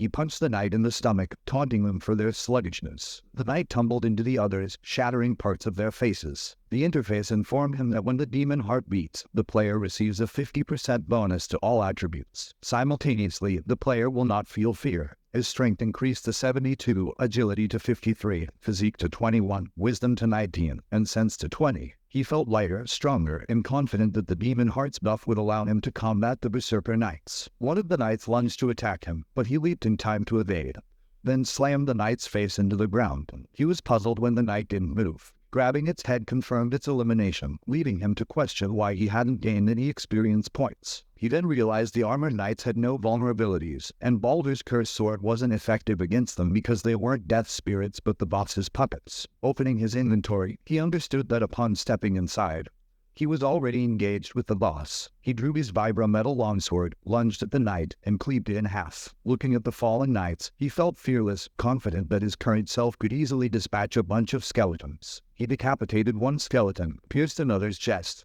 and shattered the remnants with a powerful stomp. A few minutes later, he finally defeated the knight's skeletons and confronted the skeleton boss. He looked up at the boss and was taken aback to find it standing, its gaze upon him. The pressure was palpable. It unsheathed its sword and swung it through the air towards him. Although the strike didn't hit him, he understood the vast power gap between him and the skeleton boss. Stunned, he wondered if this was still a C-rank dungeon. He knew the boss had deliberately skewed its attack. If it had aimed accurately, he would be dead. Even with the demon heart and undead veil, his instincts cautioned him against combating this skeletal boss. The boss questioned if he was still human. The inquiry shocked him back to reality. He remembered the goddess's curse, and after defeating Jan, he could gain experience. He replied affirmatively he was no longer human. The boss announced that if he wasn't human, it wouldn't need to kill him. Surprised, he mainly wondered about the boss's intentions. The boss told him it could sense a familiar presence on him and instructed him to open his inventory. As he released various items from his inventory, he questioned if any were what the boss referred to. He showed the boss a risque magazine, which the boss seemed to appreciate momentarily before maintaining composure. It repeated its earlier statement that it sensed something from his body. He revealed a necklace, asking if that was what it meant. The boss was taken aback, exclaiming that after 100 years, it had finally found it. The item's name was Skyline Tree's Key, a legendary level artifact. It was a sacred object the elf tribe had been protecting for many generations. Utilizing the key would allow one to control the Skyline Tree, activate an absolute barrier, enable the tree to blossom and bear fruit. Upon maturation, the fruits would explode upon contact with the ground, causing extensive damage. He was taken aback by the SSS rank item. He thought there was a major bug because an underground dungeon dropped a legendary item.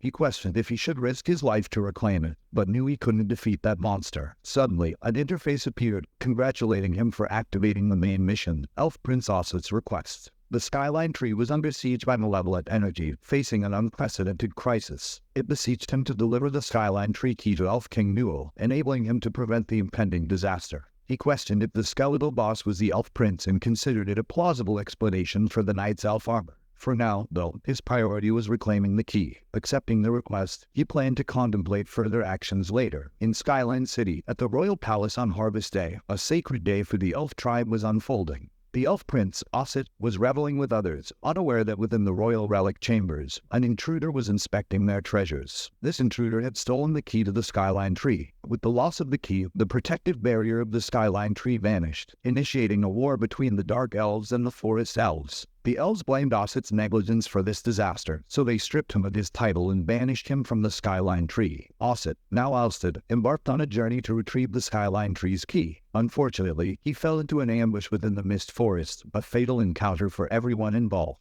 Osset's soul was then controlled by an evil entity. When he opened his eyes, he found himself transformed into the Lord of the Burial Dungeon, a prisoner in his own realm. 20 years prior, Bashu had arrived. Osset did not wish to kill him, yet the malevolent energy inside forced his hand. Wu, realizing why Osset had previously questioned him about his humanity, was puzzled by the existence of this evil energy, as he had not incorporated such a concept into his game design. Wu informed Osset of his mission to save someone and asked for Lasso's tears. Osset revealed that he did indeed possess a bottle of the tears once, but due to his prolonged captivity and boredom, he had consumed it. Frustrated by this news, Wu realized he stood no chance against Osset but proposed the idea of making a soup from him. Osset, presenting a ring, calmed Wu and explained that Lasso's tears were not the only means of saving someone. He went on to share that Lasso's tears could have side effects, and the ring, named the Root Ring, might prove more helpful. The root ring, crafted from the roots of the skyline tree by the forest elves, imbued its wearer with immunity from all diseases. Upon hearing this, Wu was taken aback, while Osset simply remarked that the ring was quite valuable. Overwhelmed with joy, Wu told Osset that the ring was not only valuable but superior to Lasso's tears. Osset agreed to give Wu the ring, but in exchange, he asked Wu to perform a task. He wanted Wu to use the undead bell to free the souls trapped with him in the burial dungeon, victims of the same fate because of their loyalty to Osset.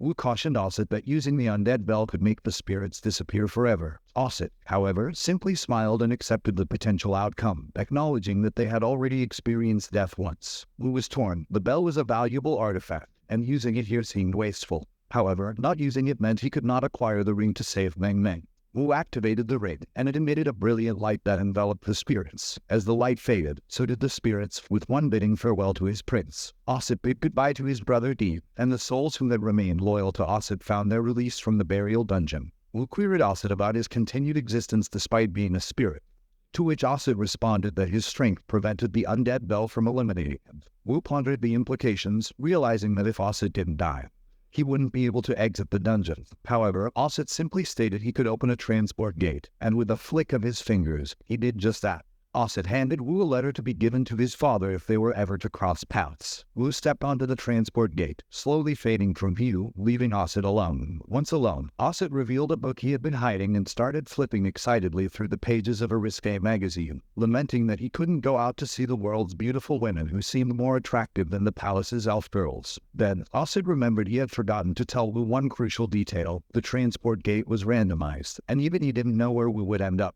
After the goddess martial artist went missing, dark elves breached the first line of war and launched an attack on the humans. It was the most ferocious assault in all of history. A huge eagle attacked the man who shouted desperately for his captain to save him. Fortunately, the captain arrived in time and repelled the eagle with a swift elbow, causing it to slam hard onto the ground. Despite his fear, the captain, Lai Zhangyun from the 2nd Defensive Team of the Goddess Martial Artist Guild, stood firm to protect his comrade. He extended his hand to the man, Zhang Hao, asking if he was all right. Accepting Lai's hand, Hao informed him of the deaths of Lu Xing and Zhang Zi. He expressed his despair, believing there was no point in fighting a war where their enemies hid in the shadows, controlling monsters as their pawns. Hao concluded they stood no chance of winning. In response, Lai emphasized their duty to defend humanity's first line of defense until their leader returned. Hao, with tears in his eyes, reminded Lai that their leader had already been missing for over a month, and his fear was mounting.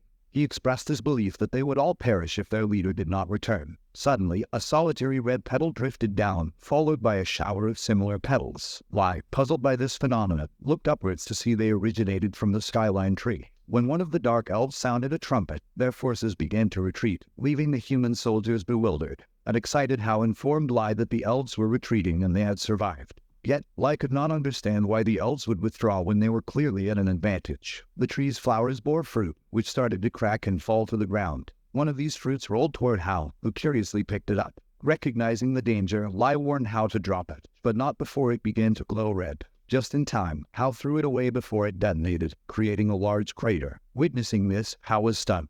Panic set in as the remaining fruits also began to explode, leading Hao to scream in anger and confusion, blaming the elves. Meanwhile, in the deceased country, a transport gate materialized and Wu cautiously emerged. Surprised by his surroundings, he observed mist and enormous tree roots, as well as large structures hanging from the roots. Struck by this sight, he pondered if he was at the deepest floor of the skyline tree or if this was the elf tribe's resting place. Then, it hit him, he was in the highest difficulty dungeon. Wu was in the deceased country, a dungeon of a ranked difficulty with a party capacity of 20. He cursed the skeleton, Osset, for sending him to such a place. He focused on the hanging structure and, to his surprise, something began to break free from it.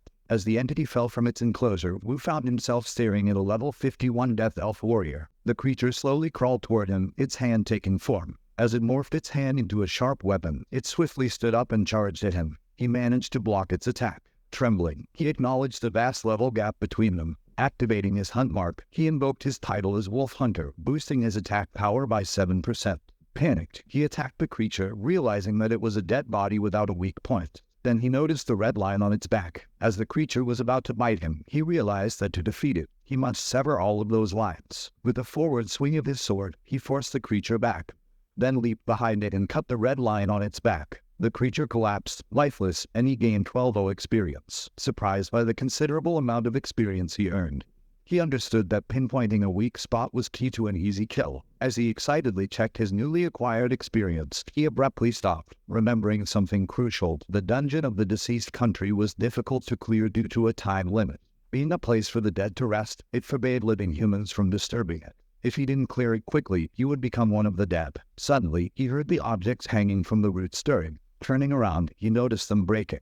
Aware that he could barely handle one, he knew he was in trouble if they all attacked together. As the Death Elves emerged, he sprinted away, frantically questioning how he could win, and implored Osset to quickly extract him. Meanwhile, Osset was engrossed in a magazine, appreciating the attractive bodies depicted within. Suddenly, he sneezed and wondered if skeletons could sneeze. Later, the Death Elves lay defeated, and Wu was exhausted from battle. Suddenly, he felt his hand start to move on its own, attacking him. He panicked, realizing his hand was no longer under his control.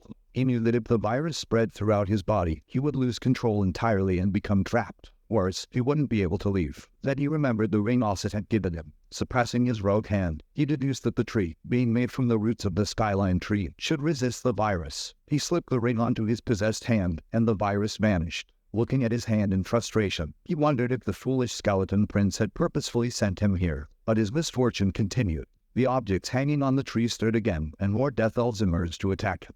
In desperation, he activated his demonic form and was about to counterattack when a strong pink light struck the elves. Surprised, he watched as the elves turned to ashes and faded away. Staring at the potent light, he wondered about its origin. Then, a figure appeared behind the light, and he was stunned to see the female martial goddess emerge. He was relieved to be saved, but he was curious about her appearance when she should have been on the front line. The goddess assumed a fighting stance against him. Shocked, he raised his hands in the air, puzzled about why she was preparing to attack him. He realized the situation was dire in his demonic form.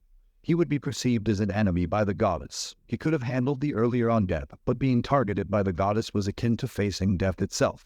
The goddess remained vigilant, observing him, but she eventually lowered her sword. She wondered why she felt a sense of familiarity with this demon, and why it felt as though she had known Wu for a long time. Meanwhile, in the Player Management Association building, Bing Yan reported to Lei that yesterday's explosion had caused many players from the association to suffer severe injuries. At the first front line in Burning Land, the Goddess Martial Artist Guild had suffered 166 deaths, and 280 members had lost their will to fight. The Lightning Dragon Guild had lost 5 members and 102 had lost their will to fight. The Green Sheep Guild reported 30 deaths and 72 members who'd lost their will to fight. Lastly, the Yun-Ten Guild had 13 deaths and 51 members who'd lost the will to fight. In addition, the front line had been seized and surviving players had retreated to Darren Village in the Great Rift Valley. Bing Yan informed Lei that if the skyline tree continued to explode, in 2 days, the explosion would reach Darren's village. Half a month later, it would extend to S City. Then, 1 month later, everything within 500 meters of the skyline tree would become a burning hell.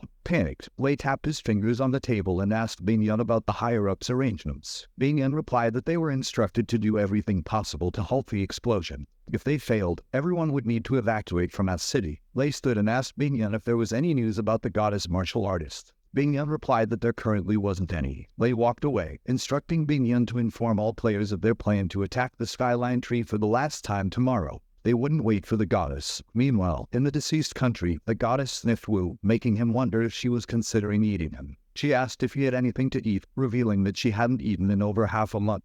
His transformation skill ended, causing his demon form to slowly fade away. The goddess asked why he was turning into a human now. He replied, unsure of how to explain, that he had originally been a human but after being cursed by the goddess, he became a demon. He asked if she believed him. The goddess sniffed him again and stated that her nose was very sensitive. According to her, he hadn't originally been a human. He shyly pushed her back, questioning if she had lost her wits due to hunger. He wondered how she could believe he wasn't human. Reaching into his inventory, he pulled out a piece of bread, intending to offer it to her. The goddess quickly devoured it, leaving Wu dismayed and wondering why she hadn't left any for him. Observing her, he decided she was somewhat naive and wondered how she became a goddess martial artist. Suddenly, the goddess confessed that she also wasn't clear about it. Half a year ago, after the game had invaded Earth, she had become the goddess martial artist. This revelation shocked Wu. Covering his mouth, Wu realized he hadn't spoken aloud and was perplexed as to how she knew his thoughts. The goddess advised him not to overthink. She had a special passive skill that allowed her to read the thoughts of those within a 5-meter radius. Although he had criticized her earlier, she felt he didn't harbor ill intentions. Wu quickly stepped back to a safer distance. He couldn't let her discover that he was the game designer. It would certainly mean his death. The goddess grabbed her shield and asked Wu if he knew how to leave the place. She revealed that she had been fighting dead elves for over a month.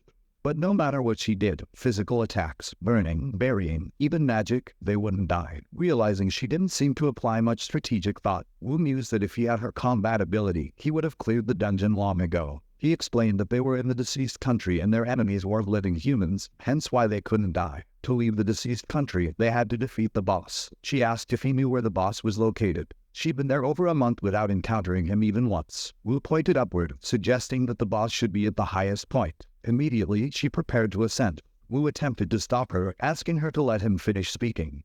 But she jumped, spear pointed, and attacked. Unfortunately, she crashed back to the ground. Despite being injured, she sat up and confessed that she couldn't defeat the boss. Wu explained that the deceased country was in a ranked difficulty dungeon, the hardest to clear, and even as a goddess martial artist, she wouldn't be able to win alone. Suddenly, something landed heavily on the ground, shattering it in the process. Wu slowly turned and saw a large elf behind him, Nodo Orod. It was a level 90 monster with 235,400,000 HP, 10,000 MP, S-rank status, and it wielded the Arda twin sword. The previous Elf King had been corrupted by evil energy and had become the guardian of the deceased country. Surprised to see a level 90 boss, Wu realized that with the Elf Saint sword, the goddess martial artist couldn't win. He wondered why the Elf King had become the deceased country's boss and feared to look at it, wondering why someone had altered his previously good game settings to such disastrous ones. The king raised its hand, causing Wu and the goddess to become alert. However, it simply pointed at Wu and accused him of being a thief. Confused, Wu pointed at himself just as an interface popped up,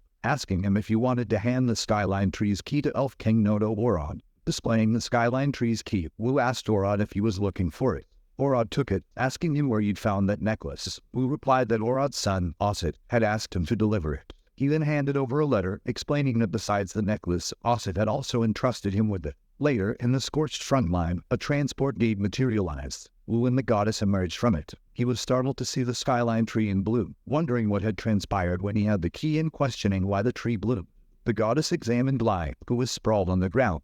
She attempted to heal him, but the interface informed her that Lai's health was critically low, making a healing spell ineffective. Lai, relieved that she had returned, informed her that his end was near and she should conserve her energy. He implored her to assist Captain Thunder Armadillo and the others at the Skyline Tree. Wu alerted the goddess that they needed to hurry. Without the key, he explained, no number of players could destroy the Skyline Tree. She took his hand and hoisted him up, urging him to hang on tight because she was about to start running. Initially puzzled, he understood when his soul seemed to depart his body as the goddess dashed forward. Meanwhile, in the Skyline Tree's royal court, the players watched the shield in trepidation, behind which the malevolent dark elves were grinning. Lei, or Thunder Armadillo, had been a typical mercenary until the game invaded Earth. Once bestowed with the lightning god's power, he leveraged it to dominate other associations, ascending as the leader of S-City's player association. Lei struck the shield with his lightning dragon fist, but only managed to cause a minor crack. Yun Ten Clan's leader, Zhang Kai, attacked the shield with his weapon next. In a fit of rage, Zhang admonished the Dark Elves for their cowardice, berating them for hiding behind a barrier they couldn't breach. The Dark Elf King, Nodo Luca, level 80 in S rank, wielded an Ice Blizzard sword.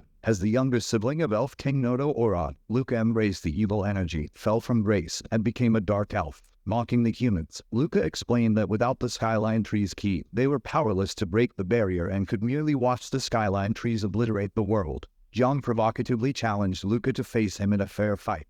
But Luca dismissively replied that a lowly human was unworthy of his attention. Incensed, Zhang cursed at Luca, but was then startled by a sudden presence behind him. The goddess, carrying a dizzy Wu, halted her run. The other players, relieved at her arrival, questioned the identity of the weakling she was supporting. Recognizing him, one player identified him as Wu, the rabbit hunter, to the surprise of the others. They surmised that the goddess must have encountered Wu en route and rescued him. Lei remarked on Wu's fortitude and wondered when he had acquainted himself with the goddess. Wu resolved not to let the goddess carry him in the future, feeling he had been rattled nearly to death. Zhang warmly greeted the goddess, urging her to use her spear and shatter the barrier. Luca questioned how she managed to escape from the deceased country, believing it impossible that she could have defeated the Elf King.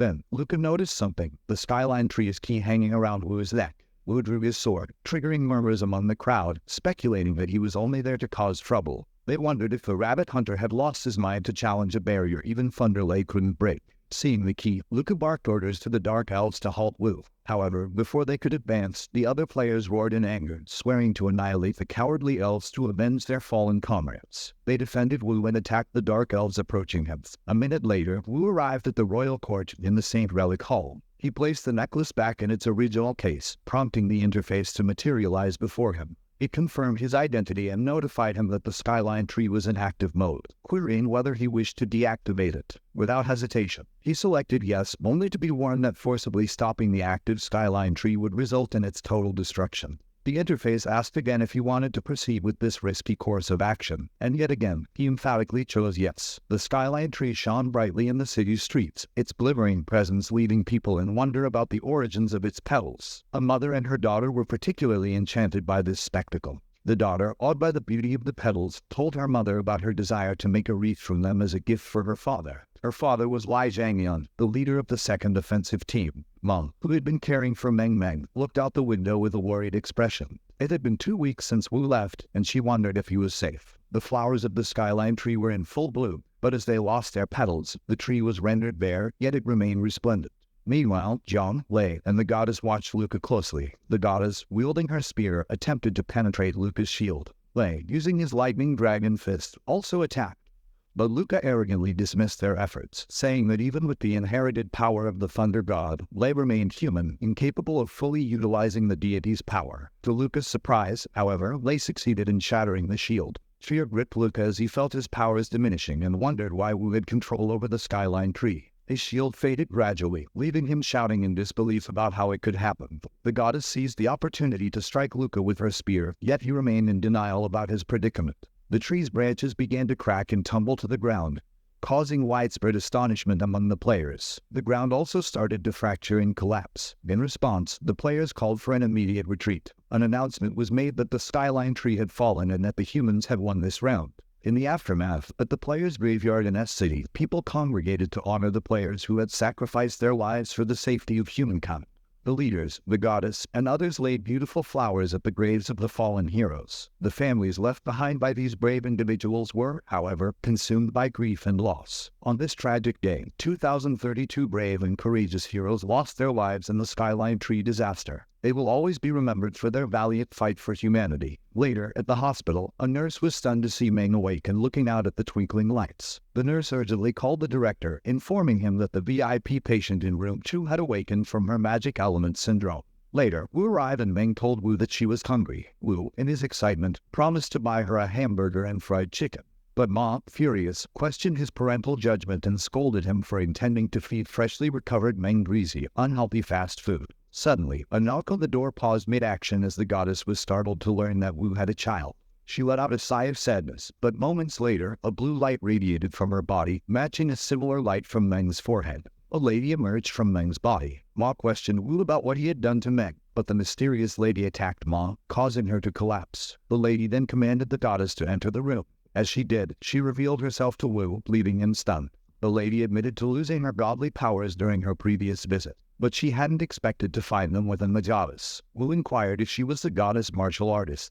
The lady conceded that she was, in some respects, but without her godly powers, she didn't count as a god. When Wu asked if she had come to reclaim her powers, she remained silent. Instead, she leaned in and whispered to Wu that the game had resumed. If he wished to survive, he needed to win at all costs. Afterwards, she kissed him on the cheek and vanished, leaving Meng and the goddess to regain their senses. Meng asked about the beautiful woman beside him, making the goddess blush in surprise and wonder about her sudden presence there. Meanwhile, in the inland's deeper areas, a monster emerged from underground and took flight while roaring. A notification popped up, announcing the unlocking of the player's level. The player's highest level was now level 90. Meanwhile, deep within a dungeon, a man wondered where all the monsters and the boss had gone. He told his team that he couldn't see any monsters at all. Yun Kang informed Chen Zin that he had heard from the player forum that the skyline tree had collapsed not too long ago, and the dungeon no longer spawned monsters. Chen Zin, who had applied for a player loan last month and had spent over $1 million on new equipment, was worried about how he would repay his debt if they couldn't fight any monsters. In S City, China Street, also known as the Player Business Street, players were unemployed and selling their equipment at significantly reduced prices. A huge explosion rocked the city and robbers looted shops. Yet, people merely watched the chaos unfold. A man asked his friend how many robberies had occurred that month. His friend expressed concern that if the association didn't find a way to control the players soon, S-City would turn into a haven for criminals. In the player association's building, a clan leader-level meeting was taking place. The goddess felt embarrassed. The last time she regained consciousness, she had been in Wu's sick ward. She glanced at Wu, wondering if he might think she had feelings for him, and how she could strike up a conversation. The Green Sheep Guild leader, Jan Yunhan, voiced his concerns about the deteriorating state of the association and how allowing any random person to join the meeting was disrespectful. Jiang Kai retorted, reminding Yunhan that without Wu's help during the Skyline Tree battle, they would have perished. Yet, Yunhan continued to display arrogance. A woman pointed out to Jiang that if his statement was accurate, then the city was indeed saved by a low-level player. She introduced herself as Xiao Pierre, the leader of the Chamber of Commerce, to Wu. Kier told Wu that she could offer him diamond rank membership benefits if he needed to purchase anything in the future. Grateful, Wu thanked her. Jiang questioned why Kier offered Wu a diamond rank when they had worked so hard and only received a gold rank in return. Kier responded with a playful question, asking if she wasn't allowed to like Wu. The goddess pounded the table with her hand, informing Kier that Wu already had a daughter. However, Kier had done her research. She knew that Wu's daughter was adopted during a disaster, and as far as she was aware, Wu was single. Kier teased the goddess about her interest in Wu's personal life. Angrily, a man slammed his hand on the table, and Yunhan voiced his displeasure, calling Wu a trash who relied on women. However, both goddess and Kier shot him a warning glare, telling him to be quiet. Wu regretted attending the meeting. 2 days earlier, Wu had opened his door to Lei, who handed him an invitation to the meeting. Lei mentioned that attendees could enjoy the association's best treatment and a monthly allowance of $50,000. Elated by the prospect of this income, Wu looked forward to not having to compete for monsters anymore. In Greenland, players were in heated discussions over killing a jackalope. Life had become harder for the players after the collapse of the Skyline Tree. The value of weapons had plummeted, and monsters were increasingly hard to find. At the meeting, Lei sat down while telling everyone that since they were complete, they should start the meeting. Bing Yun played a video that showcased numerous flying monsters and extraordinarily large creatures attacking players. Kier recognized the location in the video as the country's Deep Abyss pit hole. Bing Yun confirmed her guess, explaining that the pit was spawning high-level monsters, much like the Skyline Tree once did, and it had become the main battlefield. Players from different regions were already heading there to provide support. Impatient, Jiang urged them to join the fight, expressing concern about the survival of his guild. Yunhan criticized the association's slow response, revealing that an overseas player had reached H-City a month ago. This statement angered Bing Yun, who glared at Yunhan, with Jiang stuck in between the two. Jiang realized that Yunhan was intentionally causing trouble. 1 month ago, in the command department of H County's Abyss Pit Hole, Hu Yunzhen, the leader of H Country's Player Association, informed everyone that they had already lost 3 cities. Currently, Z Country's player level is the highest. He then asked why no one was requesting their help. Jin Shenglian, H Country's Minister and Disaster Officer, replied that it was precisely because Z Country's player level was the highest, and they had the best equipment, that they hadn't invited them over. The Abyss Pit Hole's equipment and rewards would undoubtedly be taken by them. He added that they could invite them over, but they would have to share the loot from the Skyline Tree raid. Smith, the acting person in charge of M Country's Player Association, assured them that their association would handle the Deep Abyss, their country's ferocious tiger, and the White Bear Guild was on its way to provide support. Shiro Yusuk, our country association's leader, confirmed that their country's Dark Ninja Guild and White Ghost Guild would arrive the day after tomorrow to provide support. The man from each country expressed gratitude for their assistance and assured them that they would be compensated as requested after this ordeal. However, Yunzhen scolded them, stating they were treating the citizens like a joke, and they would regret not inviting Z Country to help. Shenglian reminded Yunzhen not to forget his identity, mentioning that he himself had given Yunzhen his title as clan leader and could remove it at any time if he wanted to. This statement surprised Yunzhen, who promptly left the meeting room. Meanwhile, in S-City's Player Association building, Bing Yun revealed that their side had negotiated with H County more than 3 times. The opposite side believed they had successfully raided the skyline, obtaining a significant number of loots and items. They demanded that half of the acquired items be handed over before they would be allowed onto their island. Jiang was furious to hear this, arguing that the items had been obtained at the cost of their comrades' lives. He challenged Lei, questioning why they had been summoned if not to be informed about this situation, and whether there was any way to handle it.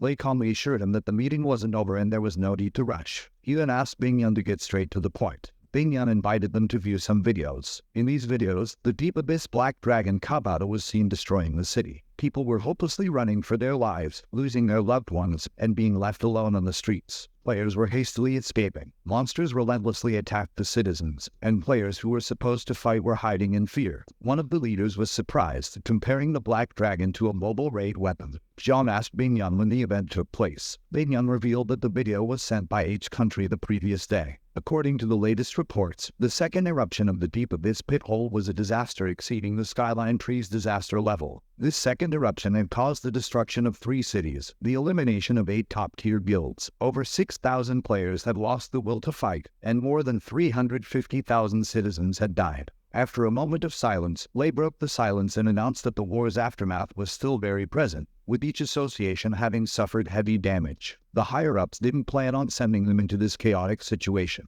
However, if the current pace continued, within less than 3 months, each city would entirely collapse, impacting their country's periphery. Lei explained that he had summoned everyone to introduce a special guest and called for the guard to let him in. The person who entered was the H Country Player Association's leader, Qi Yuanzhen. Jiang accused Yunzhen of only coming to request their help after being significantly defeated, but Lei intervened. He explained that Yunzhen had been eager to request their support for the past month and had been in regular contact with them. Lei announced to everyone that the higher-ups had decided to support each country. The Goddess Martial Group had reached an agreement and was preparing an expeditionary army to help each country. Applications could be made through the association. Yunzhen bowed and begged them to save his country. The room fell silent again. Lei asked Jiang why he was silent now when he had been the most vocal earlier. Jiang confessed that while he wanted to help, after watching the video, he didn't want his comrades to sacrifice their lives needlessly. Yunzhen tearfully pleaded with them to save his country. Yunhan pushed back his chair and questioned Yunzhen about his actions during the disaster before storming out. He announced his indifference towards Yunzhen's country and declared the meeting pointless before leaving. Kier also excused herself, warning the goddess to be careful, as if something happened to her, Wu would be hers. Later, on the highway, Yunhan asked the man about the situation and whether there were any leads. The man handed him a paper, revealing he had found clues and had identified the player most likely responsible for Brother Zhang's death. Yunhan was surprised to recognize the person, causing the man to ask if he knew the person in the picture. Yunhan confirmed that he had attended a meeting with him. The man revealed that during his investigation, he had uncovered something very intriguing. The man reported to Yunhan that the person was called Zhuang Wu, and 3 months ago, Wu was still a novice. He obtained a unique title. People called him the Rabbit Hunter because he was so afraid of dying that he only hunted horned rabbits for half a year. What a coincidence it was that after that system notification, the Rabbit Hunter no longer hunted horned rabbits, and even more interesting was that he was a part of that team. What was even more unbelievable was that Wu only spent 2 days to complete the Drunkard's Chain mission, and obtained the historical rank mission. Zhang Tianyi started to go after the Rabbit Hunter because of that mission. But by the time he arrived, Zhang Tianyi had already died. Yunhan asked the man if he was certain that Wu killed his little brother. The man replied that once could be an accident, twice a coincidence, but the third time or more meant it was inevitable. Then he told Yunhan that he suspected that Wu was connected to the Raid God. If they could get in touch with the Raid God through Wu, within half a year, their Greenland Guild could become S City's strongest guild, perhaps even the strongest in the world. He then warned Yunhan about the potential trouble with Wu being friends with the martial goddess. Yunhan replied that if they could turn Wu into an obedient dog, there would be no trouble. The man asked Yunhan if he planned to use the artifact. Yunhan responded that Wu was someone who killed his little brother, so he couldn't let him die easily. He found it too pitiful, and he must make Wu feel that it was worse than death and make Wu beg for his own end. Meanwhile, Wu was in his apartment in front of his computer. He thought that according to past game design, the Black Dragon would protect the Dragon Egg and not leave the Deep Abyss, but that destructive power far exceeded his design. After the Skyline Tree's ammeter, he realized that it wasn't the same game that he had designed. Then he noticed someone on the dragon's head and wondered what it was. He activated his HUD mark and noticed that it was someone, possibly stronger than the Black Dragon, using it as a mount. He remembered the lady telling him that the game had already continued and if he wanted to survive, he must win all the way. While watching the video, he was pondering about the god's game. He remembered the King of Elves thanking him for setting him free. He looked at his paper, wondering if it was the game he had designed, if the game had invaded Earth, or if such a world had always existed. Holding his head, he wondered if an original world existed. How would he know, and what was the evil energy that could control the Elf King? Meng handed him a cup of hot tea, which she had brewed for him. He was patting Meng, telling her that she was a good girl, when suddenly, he saw what Meng saw outside their window. The interface warned him that a large amount of energy was approaching. He immediately grabbed Meng and jumped out of his apartment. They landed safely, but Meng was dizzy from the sudden jump. Yan Han said he knew Wu wouldn't die so easily. Wu asked Yan Han if he knew what he was doing and if he wasn't scared that the association would find him trouble. Yan Han laughed and asked when he had ever been scared of the association. And when he had an objective, no one could stop him. Then Yan Han asked him if he had killed his little brother. Wu brandished a long sword and teasingly asked Yan Han if he was referring to the owner of that sword. Yan Han furiously told him he was going to die. Then Yan Han lunged at him to attack. Wu activated his hunt mark, then he saw critical positions that he could hit.